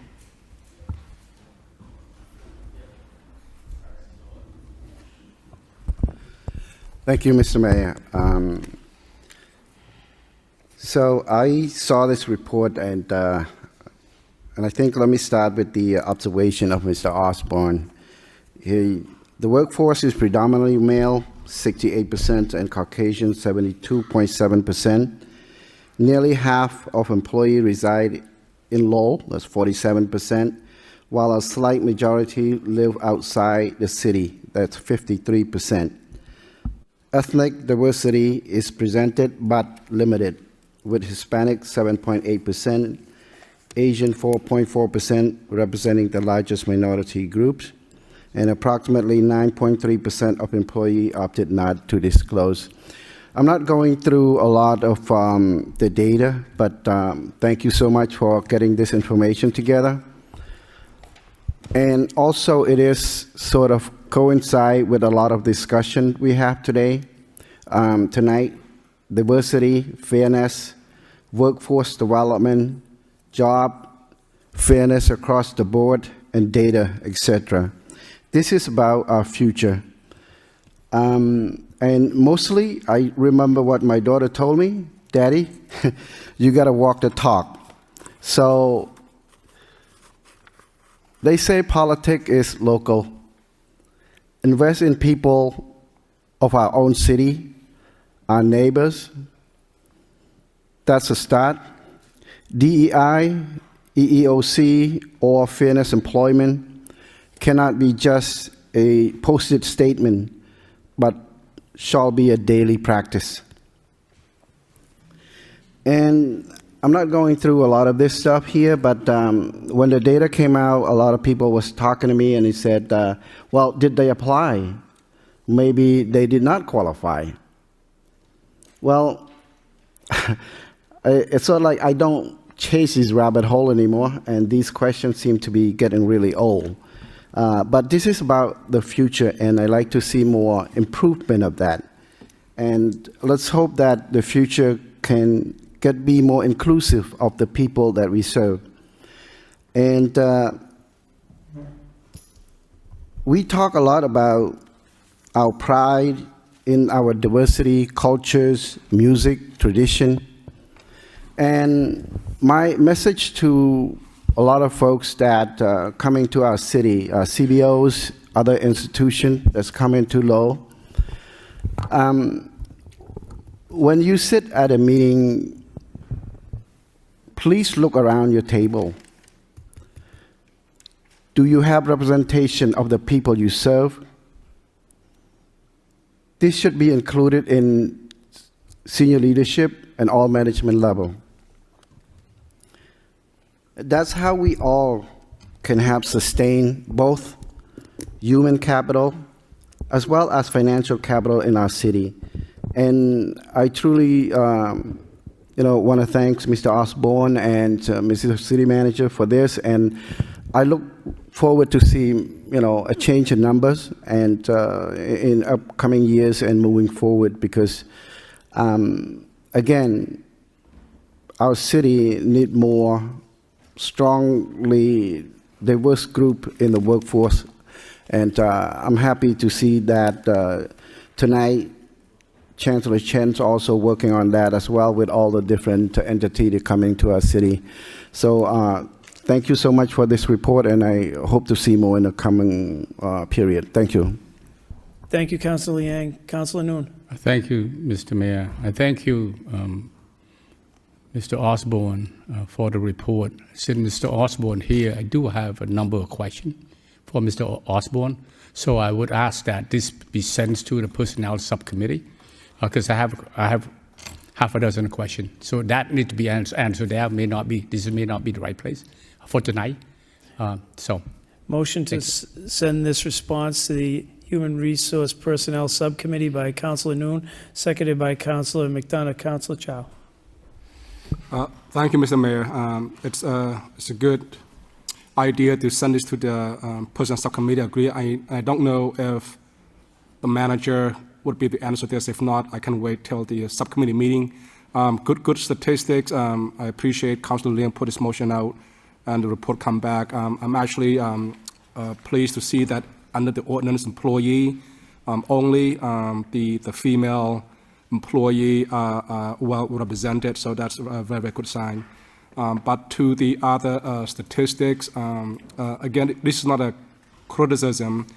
I'm just wondering how, if there are job openings at the city, I'm just wondering what efforts have been made to reach out to different community, to the diverse community. How are they posted?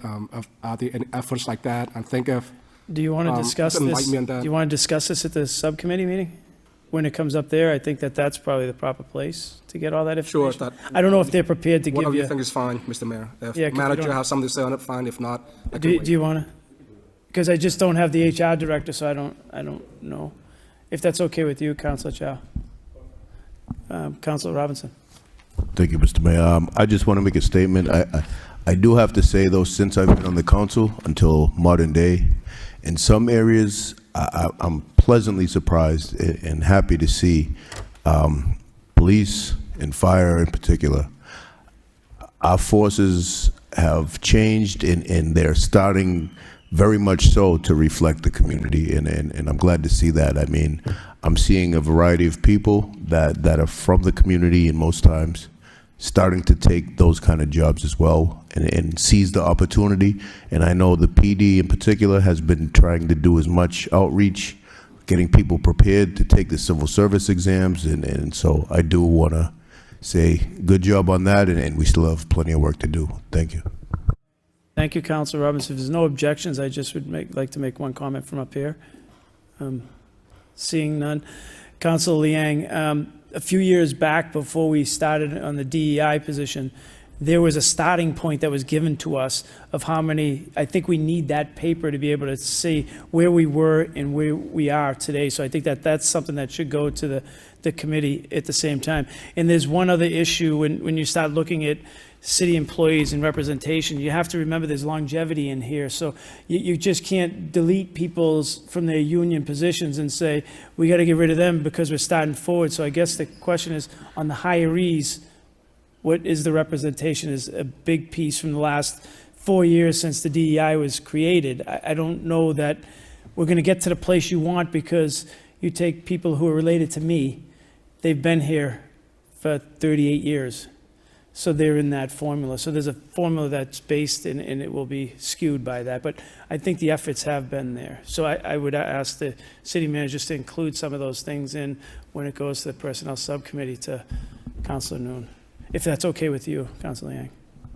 No, that's fine with me. In other words, I was happy to see that in a way, just because when I put up the motion, it was like, you know, we do have a lot of family member who works here, but at the same time, if you look at the separation between those who are not local, who in terms of reside in Lowell, it's a little larger. So therefore, that's the sort of my balance in term of, like, you know, a lot of things involved, taxes and everything else that we talk about. So yeah, that's not, you know, what I meant, but, you know, in terms of why this has come about, it's more about, you know, our culture, our pride, about inclusion and all of that. Thank you, Councilor Yang. Motion to accept and place on file by Councilor Duran, seconded by Councilor Dakota.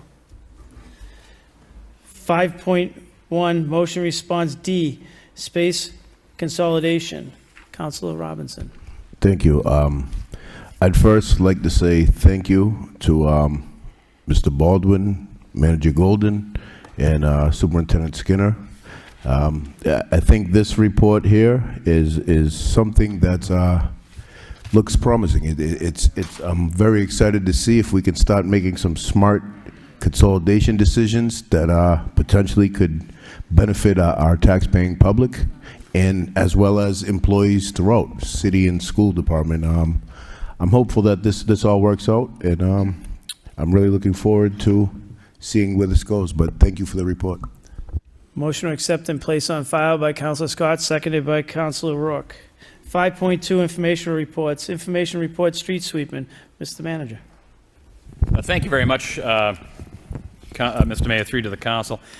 Councilors, I think this really speaks for itself, and some of the challenges. I mean, obviously, we have 2 new sweepers that we talk about, but in there, what I think is important for the public at home to know is that in the streets department, we have 13 dedicated employees. So let that sink in just for a second with 236 miles of roadway when we start to talk about this. We really do want to try to continue to clean the streets, obviously, and I have committed to this to Councilor Scott, I can't even tell you how many times, about this. But the street sweeping in the neighborhood is on page 4, I believe, and it makes sense to me. I'm hoping it makes sense to everybody else as to how this is accomplished from 9 a.m. to 2. Our street sweepers are now out. Matter of fact, I was talking to one of them today to try to get that done, and they follow along with the pattern of trash. When trash is done, they should be in that area. Now, it's also important to note, of the 13 folks, that if one of the machines goes down, we do only have 2 in the city. If one of them goes down, or there's a major problem, and one of the issues could be tree limbs. So that is another issue that these 13 individuals work together. There's a lot of other challenges throughout, but on a perfect day, perfect weather, things are moving forward, what we tend to do is have 2 of those out into the community as, I believe it is page 4 here in your packet, and it shows how the city is broken down. So hopefully this makes a point. Hopefully everybody understands this, and I'm ready for any questions that you may have. Councilor Scott. Thank you, and thank you for this information in response to my motion. I did have a few questions. The timeline on the last page says October to March on the bottom. Is that?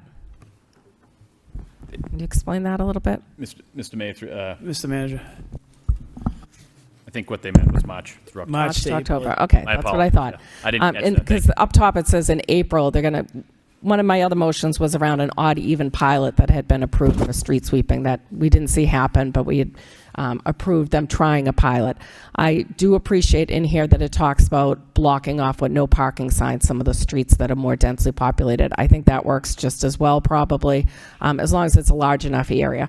And I think of, was it Whipple or Agawam Street or any of those streets that they went down and they literally, you could see the street sweeper marks and it was just a line down the center of the street, which really did nothing at all because all of the trash was underneath all the vehicles and in the storm drains and everything.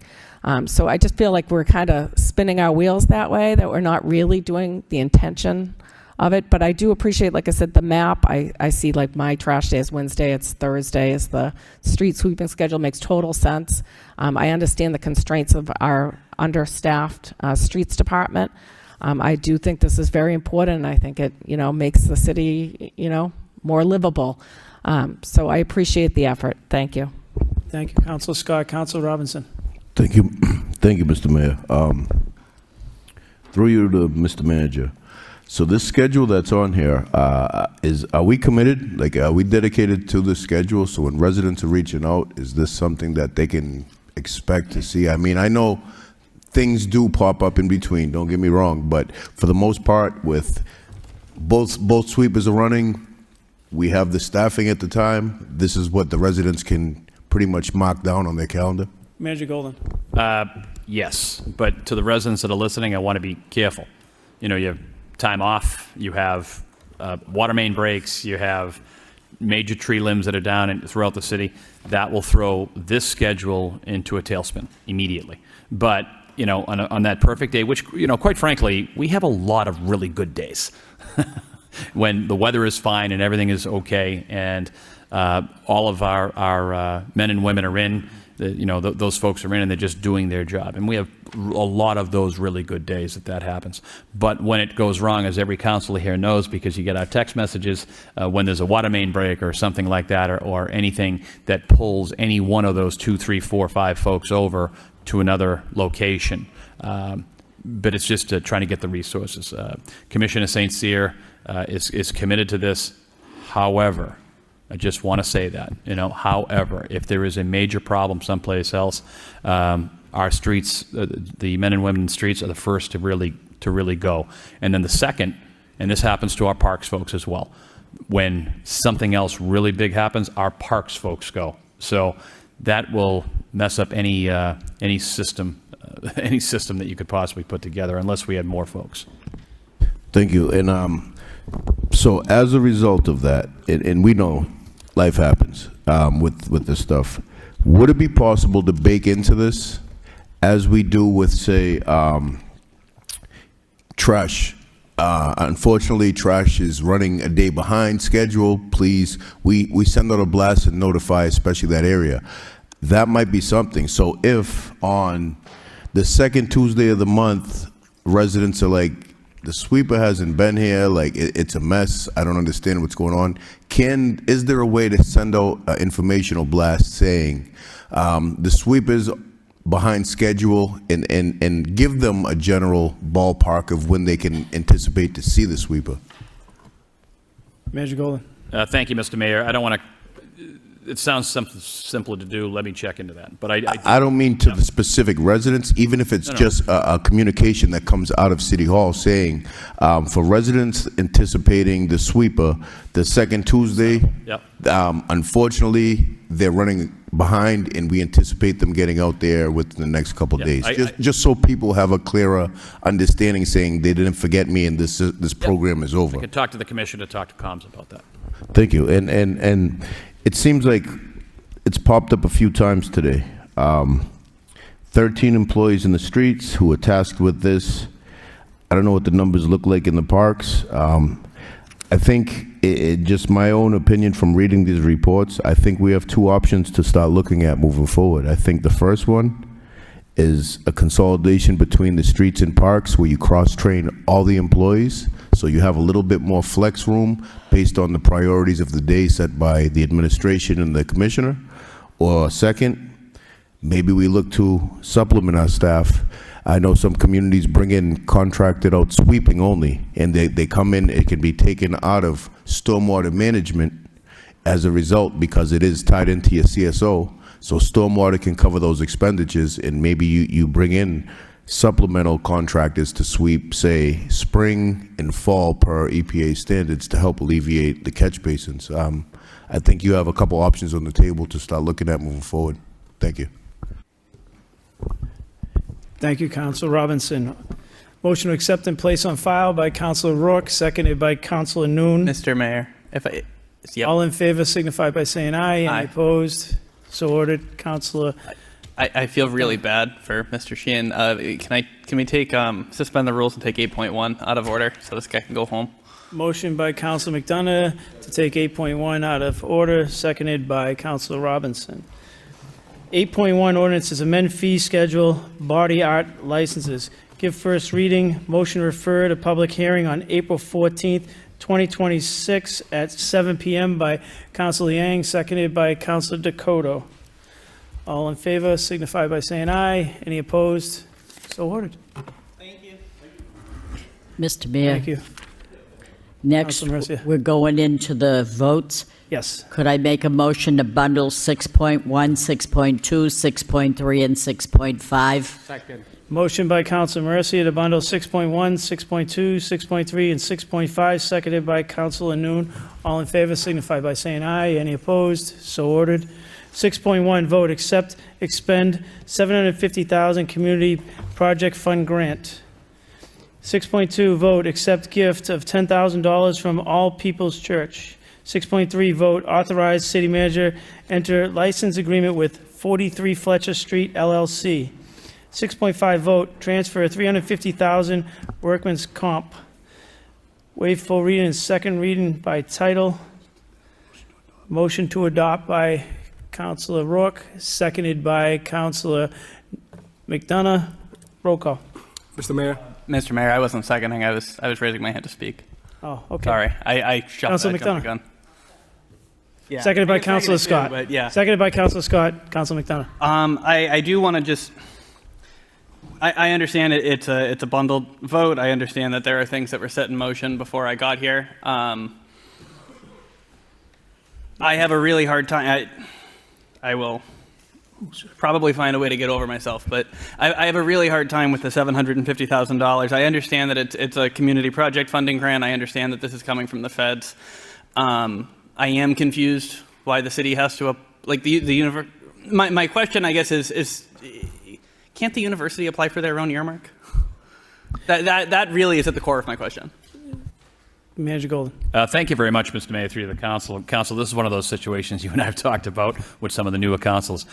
At this point in time, when we applied for this money, the city of Lowell owned LaLasha Ballpark. Congresswoman Trahan was very good at getting us $750,000. When we entered into a purchase and sale with UMass Lowell to buy that, we had yet to receive that money to make that up. Inside the purchase and sale, of course, they knew about this. We transferred all of the money that we would be receiving from the federal government to the university. So that's typically the university does operate on their own, with the exception of some of the bridge stuff, Giovanni, that we have to work with them, and we're the actual sponsor for that. If that, hopefully, that helps. Yes, thank you. That addresses my concern. It also addresses the concern that I had heard from some residents of like, hey, how come we're, giving obviously the money started with the feds, but why are we getting the university this money when X, Y, and Z reasons? So that goes a long way. We couldn't even. No. I'm not even looking for that. It was kind of like thank you. That adds a lot of clarity. And then I think that's actually my only question. So thank you. Councilor Chow. Thank you, Mr. Mayor. I actually was going to thank Congresswoman Loy Trahan for bringing in the money, $750,000 at that time. As the manager mentioned, there's no way we could have afford to repair the ballpark. It was anywhere close to $40 million. And the mayor, you and I was the mayor at that time. We talked about bringing the Futures Baseball League to Lowell. So a lot of things happening with the baseball league at that time. They cut the funding to the minors league, and it really was the right thing to do because it's such a community asset. The Lalachi Park, we couldn't just let go to waste. Or UMass stepped up, and Congresswoman Loy Trahan stepped in and really got the money, as the manager mentioned. That money wasn't our to request. It was the project that Congresswoman Loy that saw that there was a need, and she brought the money, and that's what we have now. We have the Futures League Baseball. The collegiate now is because of this funding, that partnership between the city, the federal, and UMass. So we want to thank Congresswoman Loy Trahan for this. The park looked amazing. I was there over the weekend to watch a baseball game, and all the upper decking is repaired. So it looked, I don't know why I did, yes. Councilor Robinson.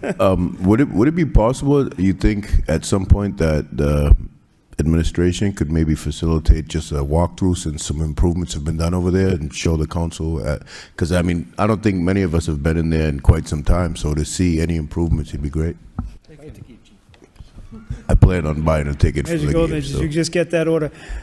Councilor Jeanne. I was just going to suggest that people buy tickets or buy season ticket packages, which we have done. Councilor Rook was indicating that to Councilor Robinson off camera. Roll call. Councilor Dakota. Yes. Mayor Getchia. Yes. Councilor Duran. Yes. Councilor Liang. Yes. Councilor McDonough. Yes. Councilor Mercier. Yes. Councilor Nuon. Yes. Councilor Robinson. Yes. Councilor Rourke. Yes. Councilor Scott. Yes. Councilor Chow. Yes. 11 yeas. Thank you, Mr. Clerk. 7, order from the city manager. Order 7.1, order demolition of 48 Kinsman Street. Waive full reading and second reading by title. Order of demolition, 48 Kinsman Street, Lowell, Mass. Motion to adopt by Councilor Nuon, seconded by Councilor Chow. Roll call. Councilor Dakota. Yes. Mayor Getchia. Yes. Councilor Duran. Yes. Councilor Liang. Councilor McDonough. Yes. Councilor Mercier. Yes. Councilor Nuon. Yes. Councilor Robinson. Yes. Councilor Rourke. Yes. Councilor Scott. Yes. Councilor Chow. Yes. 9, reports, subcommittee reports. Seeing none, we'll move on to 10. 10, petitions. 10.1, claims. 4, property damage. Motion to refer to the Law Department for report and recommendation by Councilor Duran, seconded by Councilor Liang. All in favor, signify by saying aye. Any opposed? So ordered. 10.2, miscellaneous. Nona Javorkian request installation of a handicap parking sign at 119 Chapel Street. Motion to refer to the transportation engineer for a report and recommendation by Councilor McDonough, seconded by Councilor Dakota. All in favor signify by saying aye. Any opposed? So ordered. 10.3, miscellaneous. Clifford Whalen requests installation of a handicap parking sign at 32 Coburn Street. Motion to refer to the transportation engineer for a report and recommendation by Councilor Nuon, seconded by Councilor Robinson. All those in favor signify by saying aye. Any opposed? So ordered. 10.4, Boston Gas request replacement of existing gas main on Fletcher Street from Suffolk to Rock Street. Give first reading. Motion to refer to a public hearing on April 14th, 2026 at 7 p.m. by Councilor Scott, seconded by Councilor Chow. All in favor signify by saying aye. Any opposed? So ordered. Any announcements? Councilor Dakota. Thank you, Mr. Mayor. Through you to the city manager, just wanted to say congratulations on a great night last Thursday night at the Lowell Auditorium, a fantastic event. Kudos to Senator Panagiotakis, Mike Kunzler did a fantastic job. It was a great night for Lowell. Thank you. Thank you. Thank you, Councilor Dakota. Any other announcements? Motion to adjourn by Councilor Duran, seconded by Councilor Yang. All those in favor signify by saying aye. Any opposed? So ordered. Have a good day. You got it.